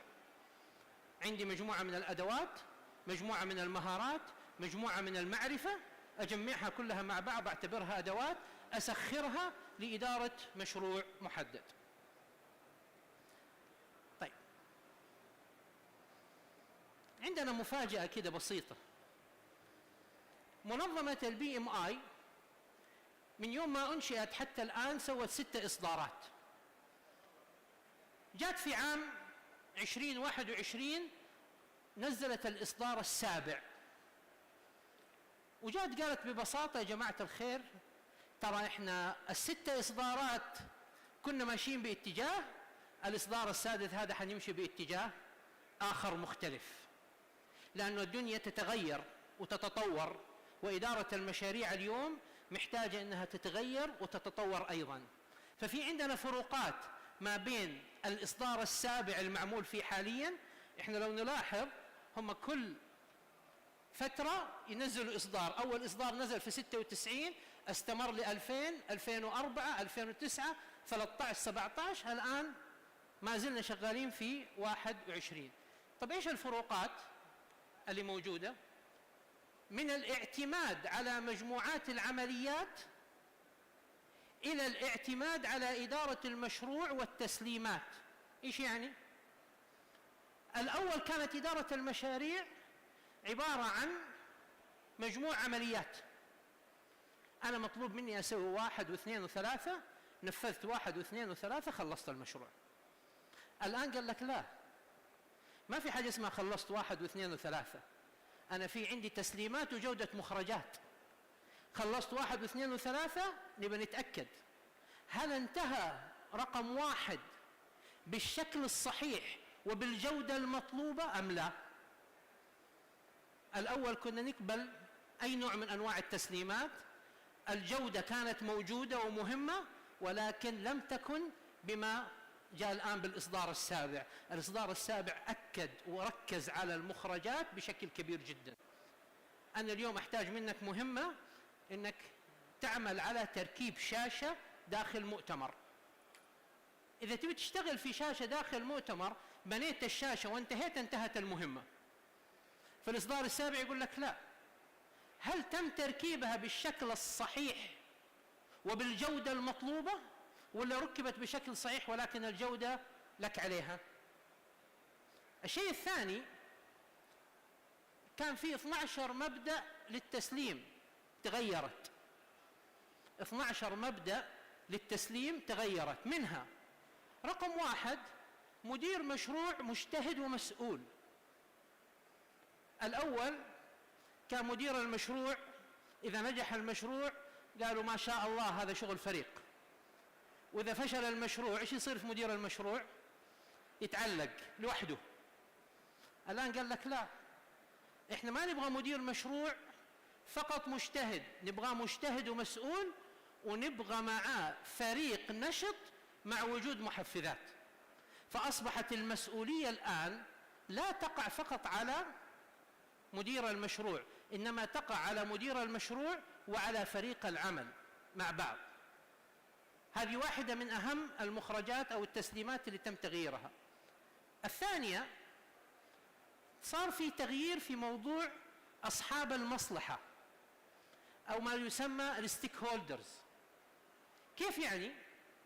إحنا اليوم إذا ما كان في عندنا نوع من أنواع العلاقات الجيدة مع كافة المعنيين في الفعالية، وحنشوف بعد شوي تقسيم موجود عندنا، أصحاب المصلحة يقسموا إلى 4 أقسام، ما بين مهم ومؤثر، ما بين مهم غير مؤثر، غير مهم وغير مؤثر، ومؤثر وغير مهم. كيف نصنفهم وكيف نتعامل معهم؟ أيضا أصبح هناك القيمة نوع من أنواع التسليمات، وأصبح هناك معالجة التعقيد من خلال الخبرة والمعرفة والتجارب نوع من أنواع التسليمات. إيش يعني؟ اليوم القيمة اللي تقدم ليست فقط القيمة السعرية، إنما الأدد فاليو، القيمة المضافة، هي نوع من أنواع التسليمات. معالجة التعقيد أو معالجة المشاكل أو التحديات ما أصبحوا يعتمدوا عليها في رقم 7 بناء على نموذج، أصبحوا يعتمدوا عليها بناء على خبرة مدير المشروع وخبرة فريق العمل. يقول لك أنا محتاجك تحل لي المشكلة من واقع خبرة، ولا أبغاك تحل لي المشكلة من واقع شيء علمي. أنا أحتاج اليوم خبرات مرت بهذه التجارب هي اللي تساعدني على حل هذه التحديات. أيضا الفرص والتهديدات، تمكين التغيير من أن يحقق الهدف وتحقيق الجودة باستخدام عمليات متتابعة. إيش نقصد في الحاجات هذه كلها مع بعض؟ حبدأ من العمليات المتتابعة تبعت الجودة. قال لك تبي تحقق جودة، تبي يصير عندك جودة، أخلق عمليات متتابعة لها. خلي في عندي أنا ستاندر موجود، لازم تسوي لها نموذج. تقول أنا اليوم أحتاج أسوي سلسلة من العمليات عشان أتأكد أن أنا في عندي مراقبة جودة. ما تجي تقول أنا مراقبة الجودة اللي موجودة عندي مجرد أني أنا أمسك والله المطبوعات أو أشوف والله الخطاب أو أشوف كذا وأقول لا هذا مناسب بناء على اجتهادك الشخصي. لا، تبي تحقق جودة لازم تسوي بروسيس. الخطوة الأولى، الخطوة الثانية، الخطوة الثالثة، وفي كل خطوة من هذه الخطوات يكون في عندنا شخص مسؤول وفي عندنا معايير. في الحالة هذه أنا حققت الجودة. فهذه واحدة من التسليمات الجديدة اللي تم تعديلها. نفس الشيء في الهيكل التنظيمي، كان عندنا 10 مواضيع أساسية في الكتب اللي هي من مرحلة من رقم 1 إلى رقم 6. كان عندنا 10 مواضيع أساسية. الآن أصبح عندنا 8 مجالات أداء. تغير الموضوع من علوم ومعرفة إلى مجالات وأداء، وأصبح في عندي مؤشرات للأداء، أصبح في عندي قياس لأصحاب المصلحة، أصبح في عندي اهتمام بالمخرجات. فبدل ما كنا نتكلم بمواضيع أصبحنا نتكلم في قياس للأداء. طيب البي ام بي ايش الهدف منه؟ سواليف كثير وكلام كثير ليش فين بنوصل؟ قال لك في البي ام بي احنا اليوم عندنا 3 أشياء. عندنا وقت، عندنا تكلفة، عندي سكوب اوف وورك اللي هو نطاق عمل، وكلهم يدوروا حول تحقيق مخرج بجودة. إذا لو نلاحظ الكواليتي هذا يسموه مثلث إدارة المشاريع. عندي تايم، كوست، من الأرضية سكوب، في الوسط عندي جودة. بمعنى أن اليوم عندي مجموعة من الموارد المتاحة في المشروع، آخذ هذه الموارد كلها وأنجز من خلالها نطاق العمل بوقت وتكلفة محددين مسبقا، وأسلم بجودة عالية. طيب في صورة حنشوفها الآن، أرجو أنه ما حد يتفجع منها. هذه الصورة حتورينا، أكيد مو هذه، يعني هذه لعبة شطرنج، بس الصورة اللي ما ننفجع منها هذه عمليات إدارة المشروع. كل هذه عمليات لإدارة المشروع. هل نقدر نسويها؟ نعم. هل حنسويها كلها مرة واحدة؟ أكيد لا، لكن هي مقسمة إلى مراحل، ما بين مرحلة التخطيط، ما بين مرحلة التجهيز، ما بين مرحلة التسليم. هذه العمليات حقت إدارة المشروع حنقسمها الآن، هذه شكل آخر لها.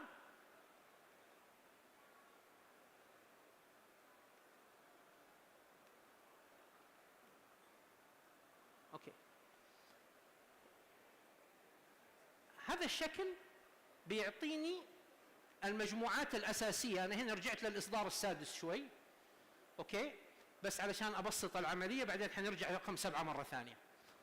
أنا اليوم عندي سكوب اوف وورك. أول ما نيجي نبدأ مشروع محتاجين نحدد نطاق العمل. حناخذ مثال نشتغلوا كذا كلنا سوا مع بعض. هذه قاعة الآن اللي احنا موجودين فيها، احنا نبغى نشتغل على إنشاء هذه القاعة. فلما نيجي نقول نبغى نسوي سكوب اوف وورك، معناته لابد نحط الاحتياجات.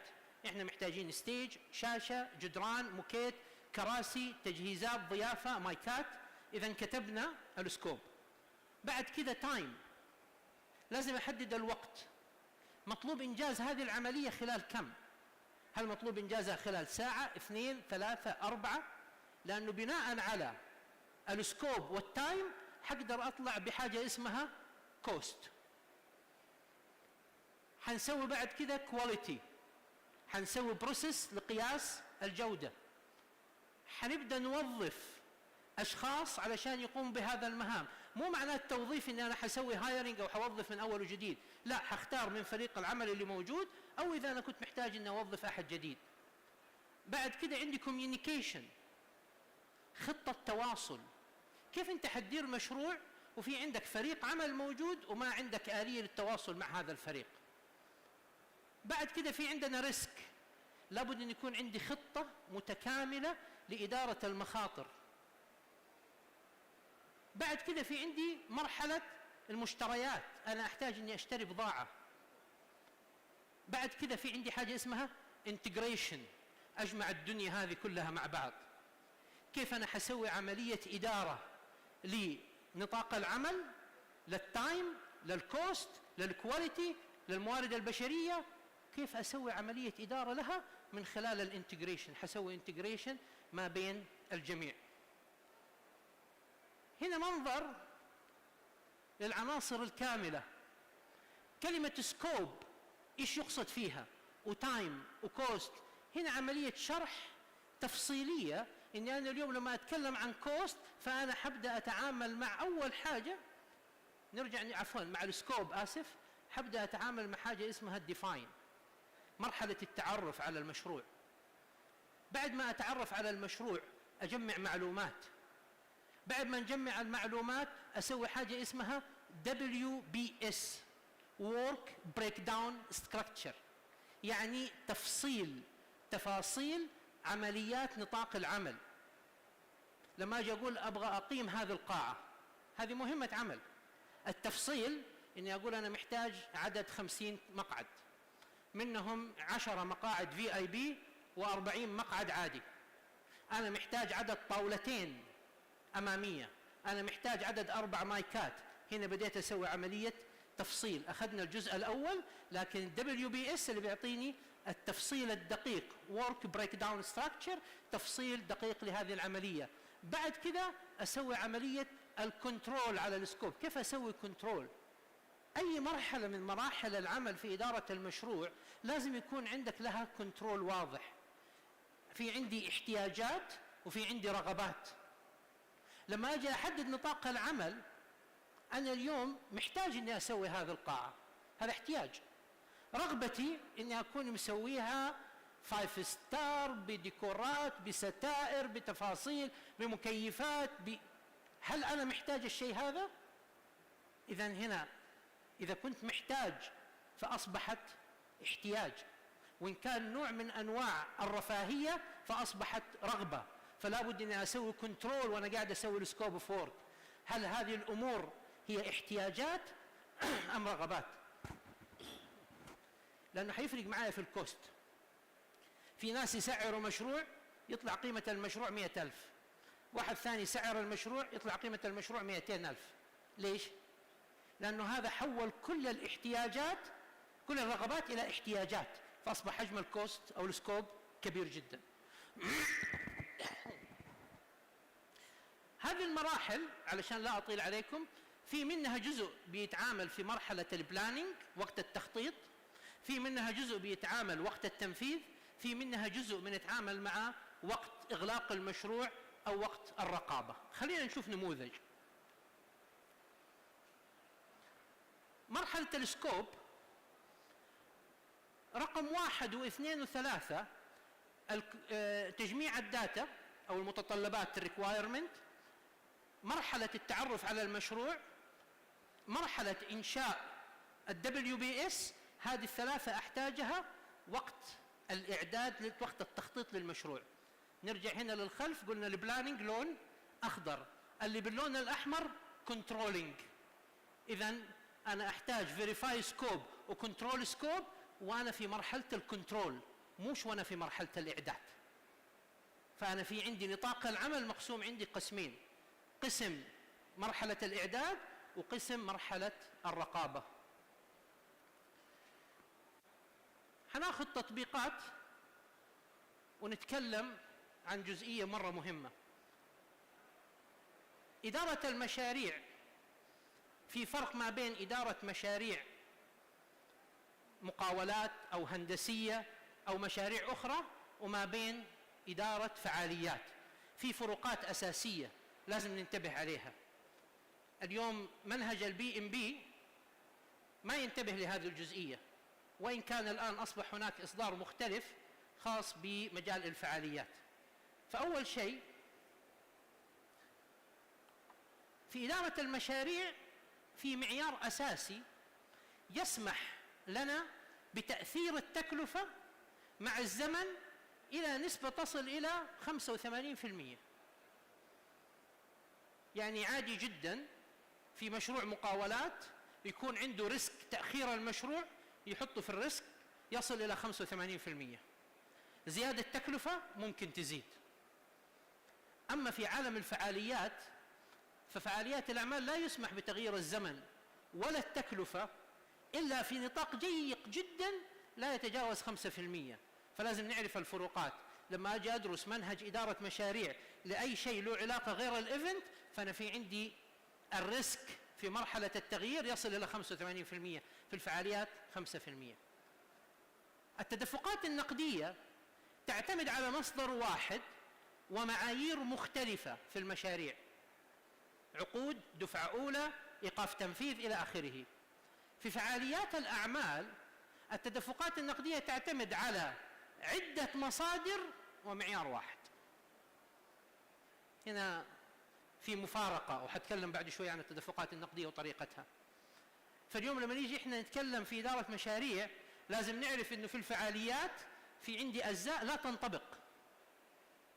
لما نيجي نتكلم عن التدفقات النقدية مرتفعة وطوى زمن أطول في المشاريع، في الفعاليات تدفقات نقدية ترتفع تدريجيا مع قرب الزمن. تأثير الجودة حسب الزمن أو نطاق العمل. في المشاريع بتتأثر الجودة حسب نطاق العمل وحسب تتأثر الجودة حسب الزمن أو تغيير نطاق العمل. أما في الفعاليات فتأثير الجودة حسب الموارد المالية أو لعدم وجود مراقب جودة. فعندنا معايير مختلفة، وهذه أبرزها اللي لازم نراعيها وإحنا قاعدين نشتغل في تطبيق إدارة الفعاليات في إدارة المشاريع مع الفعاليات. هذه هنا مثال توضيحي. نرجع مرة ثانية لمثلث إدارة المشاريع ونشوف مراحل الالتقاء. لما يكون عندي أنا تايم متقاطع مع كوست، فإذا تقاطعوا الاثنين مع بعض فأنا في عندي لو كواليتي. مع السعر هيعطيني جودة أقل. أما إذا تقاطع الوقت مع الكوست مع الجودة لنطاق العمل، أو راح يصير في عندي اكسبنسيف، التكلفة مرتفعة. لو التقى الاثنين الكوست مع الكواليتي هيمشي الموضوع ببطء. هذه مرحلة التداخلات لابد ان احنا نكون واعيين لها تماما. سابع انهم طلبوا التسليمات تكون تسليمات صحيحة وبجودة عالية، ولكن بالمقابل لازم نكون فاهمين العملية هذه كيف تتم. إذا أنا قاعد بحافظ على الكواليتي وخلي الكواليتي متقاطعة مع السكوب ومع التايم، فأنا مطلوب مني يكون في عندي تغيير في آلية نطاق العمل.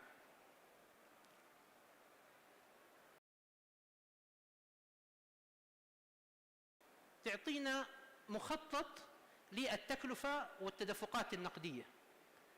لو نلاحظ الكيرف اللي موجود فوق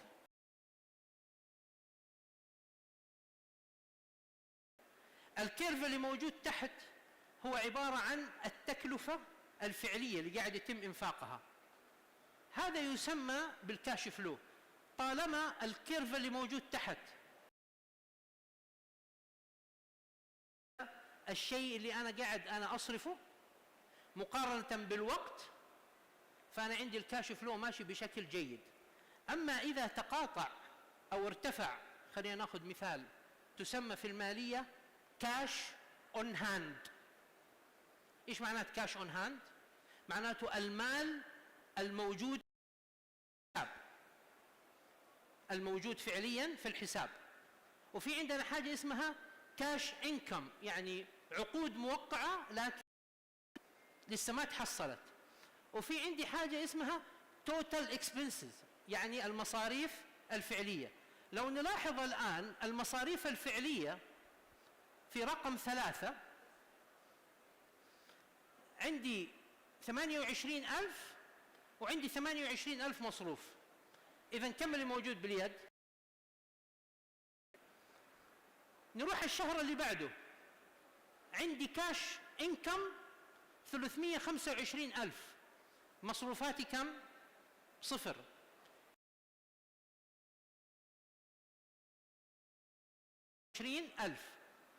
مطلوب عندي كمان ايرادات بقيمه، او جاني ايرادات بقيمه 237. لاحظ لي كم شهر ما صرفت. بعد كده صار في عندي مصروف قيمته 115 بدا يقل عندي. لاحظ حركه الازرق دائما فوق، اللون الازرق دائما فوق، اللون الاخضر دائما تحت. هذه المعادله أكون متأكد إنه أنا حجم المصاريف اللي قاعد أصرفها ما هي أكثر من حجم الإيرادات. إذا وصل عندي مشكلة كاش فلو، مشكلة الكاش فلو هذه حتأثر على سير المشروع وحتأثر على جودة المشروع. حيجي واحد يقول لي طيب احتمال عندنا كلنا الآن السوق في عندنا مشكلة كاش فلو، أنا عندي كاش إنكم بس الناس ما حصلت وعندنا تأخير في التحصيل. هنا أجي أقول لازم نكون مثلا عنصر الاحتياط مفعل عندي بنسبة لا تتجاوز مثلا 20%، ولابد أن يكون عندي رصيد صفري. هذه الكلمة كثير، رصيد صفري. ما معنى رصيد صفري؟ يعني إذا وصل حسابي في البنك إلى رقم كذا معناته أنا ما عندي فلوس. مو معناته أنا ما عندي فلوس إذا كان حسابي صفري. الرصيد الصفري حسب الشركة وحجمها. أنا ممكن أجي أقول رصيدي الصفري 100,000، معناته إذا وصل حسابي في الشركة إلى 100,000 ريال معناته أنا أصبح رصيدي كم؟ 0، وأبدأ أتعامل على أنه 0. طيب عندك 100,000 موجودة ما أعرفها، طيب عندنا مشكلة مو شغلي، طيب كيف نتصرف؟ لا، هذه 100,000 إلا في حالتين: شيء يؤثر بشكل كامل وحقيقي على الشركة، أو يشكل عائق، مشكلة كبيرة جدا على المشروع لا يمكن إلا بهذا الموضوع. عندي مشكلة حكم تنفيذ، صار عندي مشكلة قضائية، طفت علي كهرباء، مطلوب مني أسدد إيجار واللي بيخرجوني من المكتب. المشاكل الكبيرة هذه هي اللي أطلع منها. ترى مسددين فواتير كهرباء وعندي فواتير كهرباء جايه وابغى اسددها، مو شغلي، خليها تتاجل وتتراكم الين ما توصل لمرحله مده تبغى تنفصل ساعتها. ليش؟ لانه لازم يكون عندي الرصيد الصفري هذا موجود تامين وظهر، لو لا سمح الله صار اشكاليه يكون عندك مبلغ من المال تستطيع الاشكاليه. اما اذا كان رصيدك صفري فهو صفر حقيقه، فبالتالي أول ما تطيح تحت تامل، ما حد يقدر تقوم مرة ثانية. هذا هنا نموذج آخر على مسألة الكاش أون هاند خلال الأشهر مع الانكم اوف كاش سيلز. نفس الشيء نرجع نقول هنا الانكم، نلاحظ انه الانكم نزل ولكن الكاش أون هاند مرتفع، ولذلك المصاريف تظل برضو في النهاية أقل، علما أنه جاء عندي هنا مصروف في شهر 3 أعلى من الكاش أون هاند، بس اللي كان مغطيه وجود إيرادات. تعرفوا هذا المثال اللي يقول لك أنا أمسك اللعب كذا أحركها بأصابع يدي بالخيوط؟ هو مدير المشروع مسوي زي كذا، موظف، مورد، محاسب، بنك، علاقات عامة، تسويق، عملاء، مدري ايش، كلهم مرتبطين بأصابع اليد. هو قاعد يطالع من فوق ما يسمى هليكوبتر فيو، وأحرك فلا بد لمدير المشروع أن يكون شخص واعي، واللي موجودين معاه نرجع مرة ثانية للإصدار السابع لا بد أن يكونوا مسؤولون، لأنه إذا ما كان مسؤول الفريق راح تأثر على المشروع بالكامل. هذه ما راح أتكلم فيها كثير، حمشي فيها بشكل سريع. اليوم احنا في عندنا هيئات، إما القسم اللي هو يقول لك أنا عندي رئيس تنفيذي، وتحت الرئيس التنفيذي في عندي مدراء مشاريع، وتحت مدراء المشاريع كل واحد عنده مشروع، وهذا يسمى نظام المؤسسات. نظام الإدارة المنفصلة للمشاريع إنه أنا يكون في عندي رئيس تنفيذي وتحته مدير مشروع، وكل مدير مشروع مسؤول عن مشروع محدد. إدارة الفعاليات لا يمشي معها لا هذا ولا هذا، يمشي معها ما يسمى بالماتريكس، الخليط ما بين النظام الإداري المتسلسل وما بين نظام المشاريع. بمعنى أنا اليوم رئيس تنفيذي للشركة، هذا تسلسل الإداري. أما في المشروع أنا معين أحد الشباب مدير مشروع، هو ممكن يجي يأخذني أنا واحد من فريقه. هنا ما عدت أنا الرئيس التنفيذي، أصبحت أنا هنا مسؤول فقط مثلا على العلاقات العامة داخل إدارة هذا المشروع. فتسلسل الإداري هو أنا رئيس تنفيذي وهذا مدير مالي وهذا كذا في التسلسل العمل الإداري. أما في المشروع فتتغير الصفة على حسب تكوين المشروع، ليس بالضرورة الرئيس هو اللي يكون مدير المشروع، ممكن أحد من الموظفين، وليس بالضرورة أن يكون الرئيس يعني يأخذ منصب قيادي، بل بإمكانه أن يأخذ أي منصب من المناصب اللي لها علاقة بالمشروع، قد يكون له مدة مؤقتة ويخرج من المشروع. دائرة العمل في إدارة المشاريع بشكل سريع تقسم إلى 4 أقسام. المرحلة الأولى اللي هي مرحلة التعرف على المشروع، والمرحلة الثانية هي مرحلة التخطيط، والمرحلة الثالثة مرحلة التنفيذ. لو نلاحظ التنفيذ اليوم يأخذ ربع وقت المشروع، أما أنا في عندي نصف وقت المشروع هو عبارة عن تعرف وتخطيط. مرحلة التسليم، وهذه اللي يطيح فيها كثير من منظمي المعارض والمؤتمرات والفعاليات، بعد ما ينتهي المشروع يقول لك خلصنا. لا، ما خلصت، في عندي مرحلة تسليم. وش مرحلة التسليم؟ الآن احنا اليوم آخر يوم في المعرض، هل كذا انتهى المعرض؟ في عارضين يبغوا يفكوا البوثات، في عمال يبغوا يجي يشيلوا الصالة، في ناس تبي تيجي تنظف، بكرة الصباح في تقارير مطلوب انها تبدأ تشتغل، مطلوب اني انا اخذ المواد والتصوير وابدا اسوي له مونتاج، مطلوب اني ابدا اخاطب الرعاة والمتحدثين ارسل لهم شكرا، ارسل للحضور شكرا، ارجع اسوي نشر صحفي واقول ترى يا جماعة الخير هذه النتائج اللي احنا حققناها. هذه كلها مراحل تسليم. اتاكد ان جودة مخرجاتي كلها بالكامل كانت صحيحة، واسوي تقرير بالمشروع واغلق المشروع، اتاكد من دفعات الماليه مدفوعه، اتاكد ان فلوسي كلها تحصلت، اقفل اموري الماليه. فهذه مرحله اغلاق المشروع، لا ينتهي المشروع بعد التنفيذ. هذه هنا صوره لمهام العمل في اداره المعارض والمؤتمرات. لما نقول اداره مشروع مع اللي باللون الازرق معناته مدير المشروع مسؤول عن التنسيق مع فريق العمل، مسؤول عن الأجندة حقة الإيفنت، مسؤول عن البروجكت سكيجول اللي هو جدول المشروع، مسؤول على السبيكر، مسؤول على إدارة القاعة أو الفينيو، مسؤول على الباركينج، مسؤول. كل هذه التفاصيل تقع تحت مسؤولية مدير المشروع. خطوات العمل احنا مشينا فيها، قلنا رقم 1 introduction ورقم 10 introduction. احنا بنبدا في عمليه تنسيق وننتهي في عمليه تنسيق او ترتيب او تجميع. بنتعامل مع scope, time, cost, quality, HR, communication, risk وبرشميزمنت. طيب ليش بنبدا بنقول في الانترودكشن؟ عاده نصنع اي مشروع محتاجين نجاوب على اسئله تسمى بال5 W's and 1H، اللي هي كيف، اللي هي متى وأين ولماذا وماذا ومتى، وبعد كده كيف سأفعل.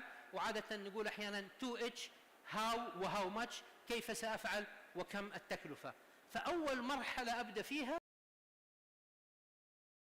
أنا حسوي المشروع متى، في أي مكان، متى التوقيت، لمن قاعد أسوي هذا المشروع، مين المستهدف عندي، إيش الهدف اللي أنا بخرج منه،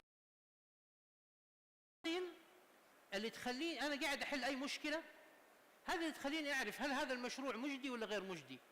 بعد ما أجاوب على هذه الأسئلة أبدأ أتكلم على مسألة إيش؟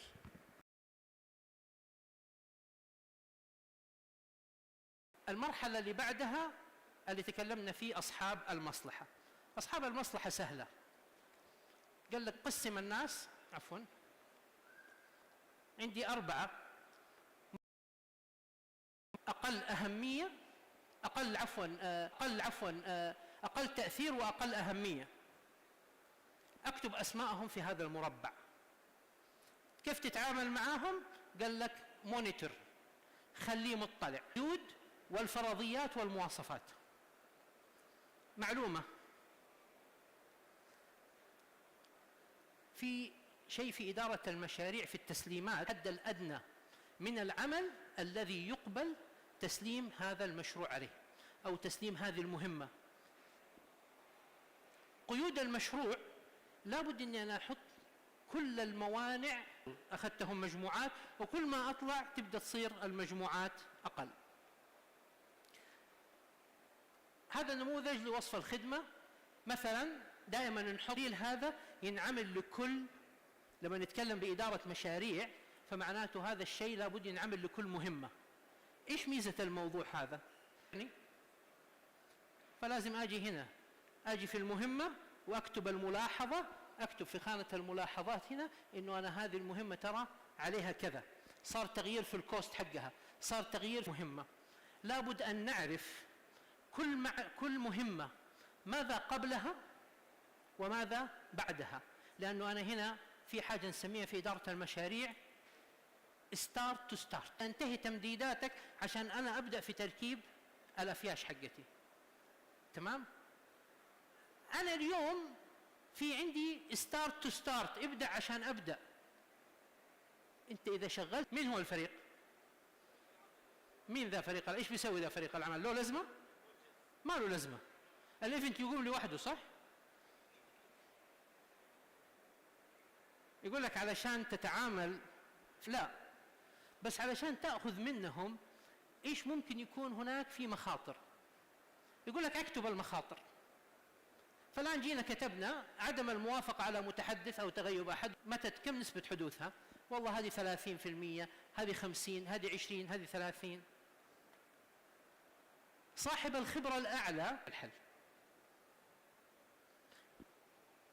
صدر قرارات سياسية، تأجيل المؤتمر لوقت آخر. خلاص، مو حقعد إني لابد إني أنا أحدد من أين يبدأ وكيف ينتهي، وكل مرحلة من المراحل اللي يمر عليها إيش المعيار الخاص فيها، اللي هي الأكتيفيتي تاسك اللي كانت موجودة عندنا. نبدأ من الصغير ونبدأ نبني التكلفة حتى نصل إلى موضوع الشراء أو البرشيزمنت. أوفر احتياجات، عندي كمية وجودة وسعر ووقت ومصدر. شخص بقول والله أنا بجيب باجات ل500، معناته الكميات فيها خطأ. ولا يكون عندي معرض الحضور اللي فيه أو مؤتمر الحضور اللي فيه 500 وروح أسوي باجات 10,000. تواصل، كيف أكتب أسماء فريق العمل، أسماء اللجنة العلمية، مناصبهم، أرقام جوالاتهم، البريد الإلكتروني، وأرسله للأشخاص. ولا بد أن يكون فرض غرامات على فريق العمل. والله هذه عليها عدم الالتزام بسياسة التواصل. إذا كنا محددين سياسة التواصل إيميل فيها أرقام ما بعطيك إياها.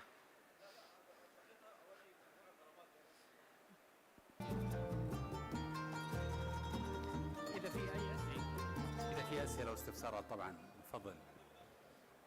أعطوهم المايكات.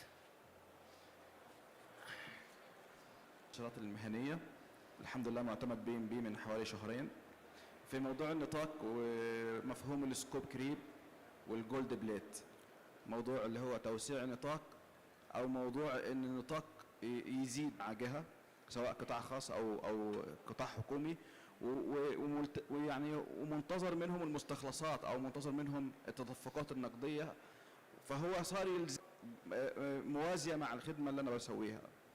هذه النقطه اللي بتكلم فيها يعني. حجاوبك اجابتين، واحده على الستيج وواحده بعد الستيج.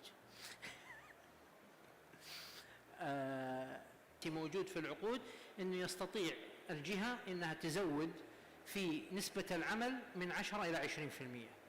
هذه اساس موجود. فعندك حل من اثنين، اما تسوي عمليه تشينج اوف سكوب اوف ورك، تغيير نطاق عمل، سياسه اصحاب المصلحه. كيف يعني نتعامل بسياسه اصحاب المصلحه؟ التعامل لابد ان يكون ما بين الدبلوماسيه وما بين الرسميه.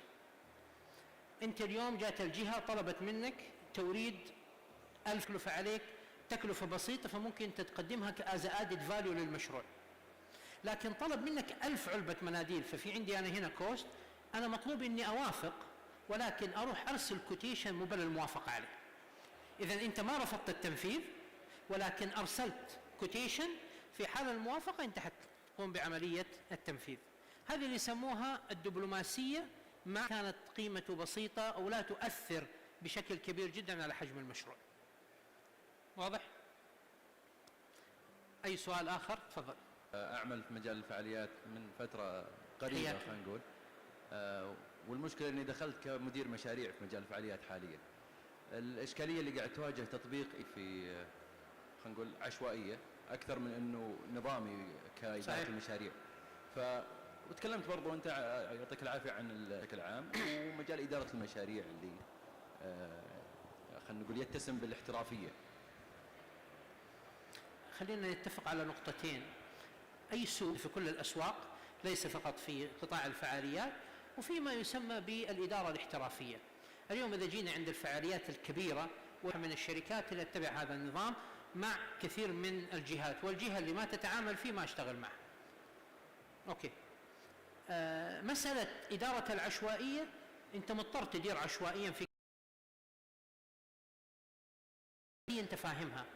يعني على سبيل المثال انت بتدير بعشوائيه ولكن في نفس الوقت لا تهمل اصحاب المصلحه. انا ادير بعشوائيه قوسين مهتم في موضوع التوثيق، فلا اهمله ولكن اتعامل معاه بالطريقه اللي موجوده امامي. فحاول توزن ما بين التطبيق. تفضل اخوي مقرن. السلام عليكم، يعطيك العافيه مهندس محمود. الله يعافيك. معلومات ثريه ومميزه ما شاء الله. سؤالي الله يصير انه طلب تنفيذ المشروع يختلف عن الواقع قبل المناسبه باسبوع مثلا، طلبات اضافيه، مقاعد اضافيه. المصلحه يحضر قبل الفعاليه ويخليك تدفع مبلغ يتجاوز 10-20% من تكلفة المشروع. نعم. يطلب لوحات، دروع، في قصور في المشروع نفسه اللي احنا نديره، فاروح اصرف من اجل جمالية المشروع. الى اي حد يمكن ادارة موضوع الكوست من طرف العميل او من طرف مدير الشركة اللي هو اوريدي عنده مدير مشروع، للحفاظ على افضل ظهور للمشروع وايضا الربحية العائدة على المشاريع. أنا دائما أحاول أحقق أكبر أهداف العميل يبغاها، ولكن أتفاجأ أن هي تعود علينا بالضرر. أنه العميل إذا خلصت الفعالية يقول يعطيكم العافية ويشوفك الفعالية الجاية. فكيف نقدر نعالج هالنقطة؟ للأسف أغلب الفعاليات اللي نفذناها سابقا فعلا صرفنا أكثر من الكوست المتوقع 20% آخر أسبوع من الفعالية. طيب أنا أشكرك على هذا السؤال، وأرجع أقول نفس الكلام اللي جاوبته للأخ. إحنا في عندنا مجموعة من العناصر لا نهتم فيها في بداية المشروع. العنصر الأول هو عملية الورك بريك داون ستراكشر اللي هي WBS، عملية تقسيم المشروع إلى أقل درجة ممكنة. ودائما هذه تؤثر في بناء بشكل سريع. أنا الآن في مشروع مطلوب مني أورد 10 شاشات تلفزيون مقاسها 50 بوصة، قيمة الشاشة 2000 ريال. كم تسعر؟ كثير من الناس أقول هذا تسعير خاطئ، هي لا تسعر بهذه الطريقة. اليوم لابد أنك لما تيجي تسعر لازم تسعر من طريقتين: تسعير مشتريات وتسعير تنفيذ. تسعير المشتريات يقول لك أنا بدام حاشتري 10 تلفزيونات فبالتالي أنا لابد أن أبحث عن خصم، فالمفترض أخذ التلفزيون بما لا يزيد عن خصم 20%، فمعنى إدارة التنفيذ تقول لك أنا طيب أنا كيف حنقل التلفزيونات؟ فأنا صار في عندي تكلفة لوجستيك، تكلفة نقل، تكلفة تركيب، تكلفة فك، تكلفة إعادة تخزين. لما تيجي تحسب الدنيا هذه كلها تلاقي ال20 تلفزيون تكلفتهم ممكن 22,000 23 مو 20. فالخطأ في هذه الحسبة يؤثر عليك مستقبلا. هذه واحد. النقطة الثانية الطلبات اللي يطلبها العميل في اللحظات الأخيرة هذه هي عبارة عن طلبات ما نحط إنه هذا العميل من نوعه إنه يتطلب في اللحظة الأخيرة وسويت منطقة ريسك فمهما طلب أنا ما عندي مشكلة في الريسك. والشيء الآخر هي عملية أصحاب المصلحة. بدام أنا في عندي عميل وأعرف إنه في عنده طلبات، في حاجة في إدارة المشاريع يسموها آلية التصعيد. أنا اليوم برفع لك خطاب، أنت ما جاوبتني برفع أعلى، قبل الحدث ب10 أيام ترى تكلفته راح تكون زيادة 50% على القيمة الحقيقية، قبل ب5 أيام تكلفته راح تكون 100%. هذا الكلام إذا كتب في العقد وجاء هو طلب أسمي. أما زي ما تكلمت مع الأخ إذا أنت تبغى تتعامل مع الموضوع إني أنا أبى أتجمل، أنا ربحان، أنا في عندي تفاصيل، أنا في عندي أمور بتعامل معاها من باب المسؤولية المجتمعية، هذا موضوع آخر. شكرا جزيلا لكم وشكرا على حضوركم.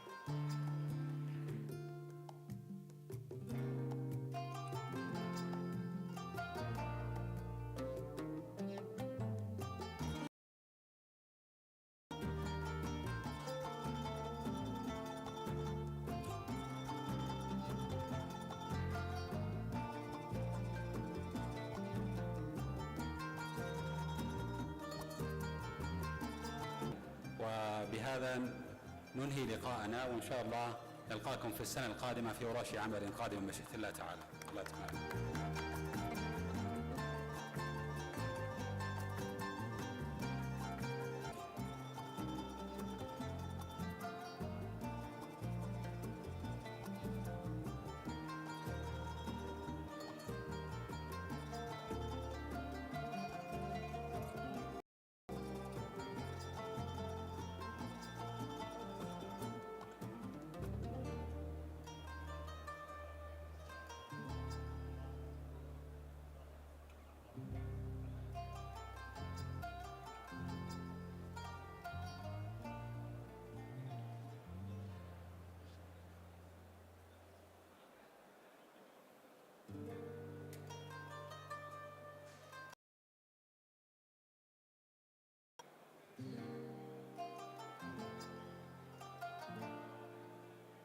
Join the stage Mr. Vivan and Mr. Johan.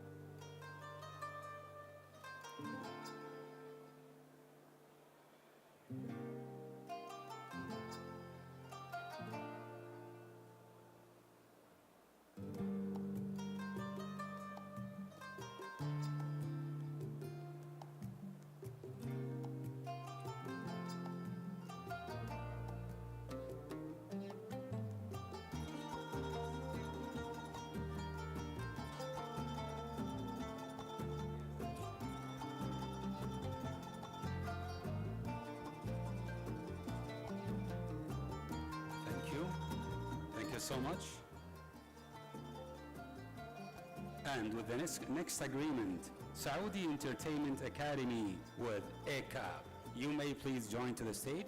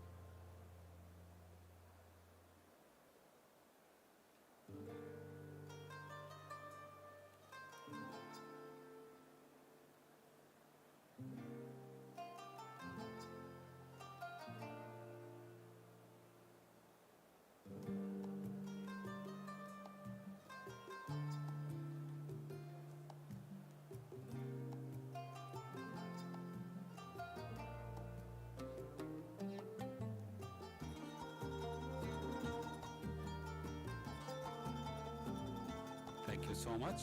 Thank you.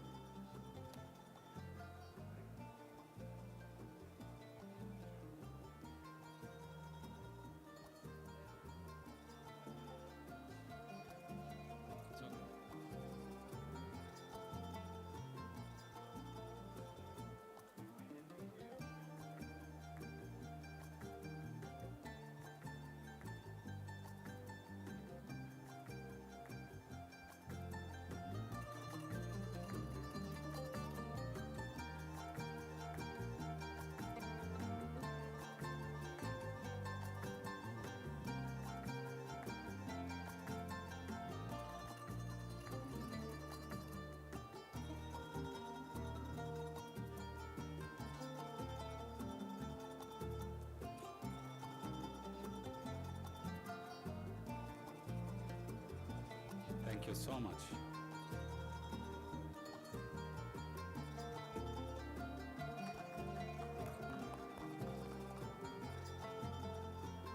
And with the next agreement, Saudi Entertainment Academy with first movers. May I ask all the parties to join to the stage, please?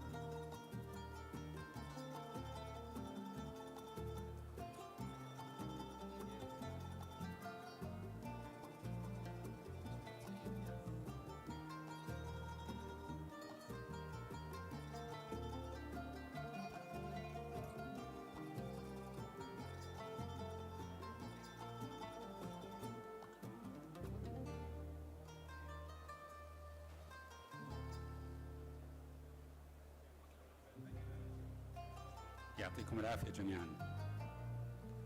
Thank you so much. And with the last agreement, Saudi Entertainment Academy with Zonizer. May I ask all the parties to join to the stage, please?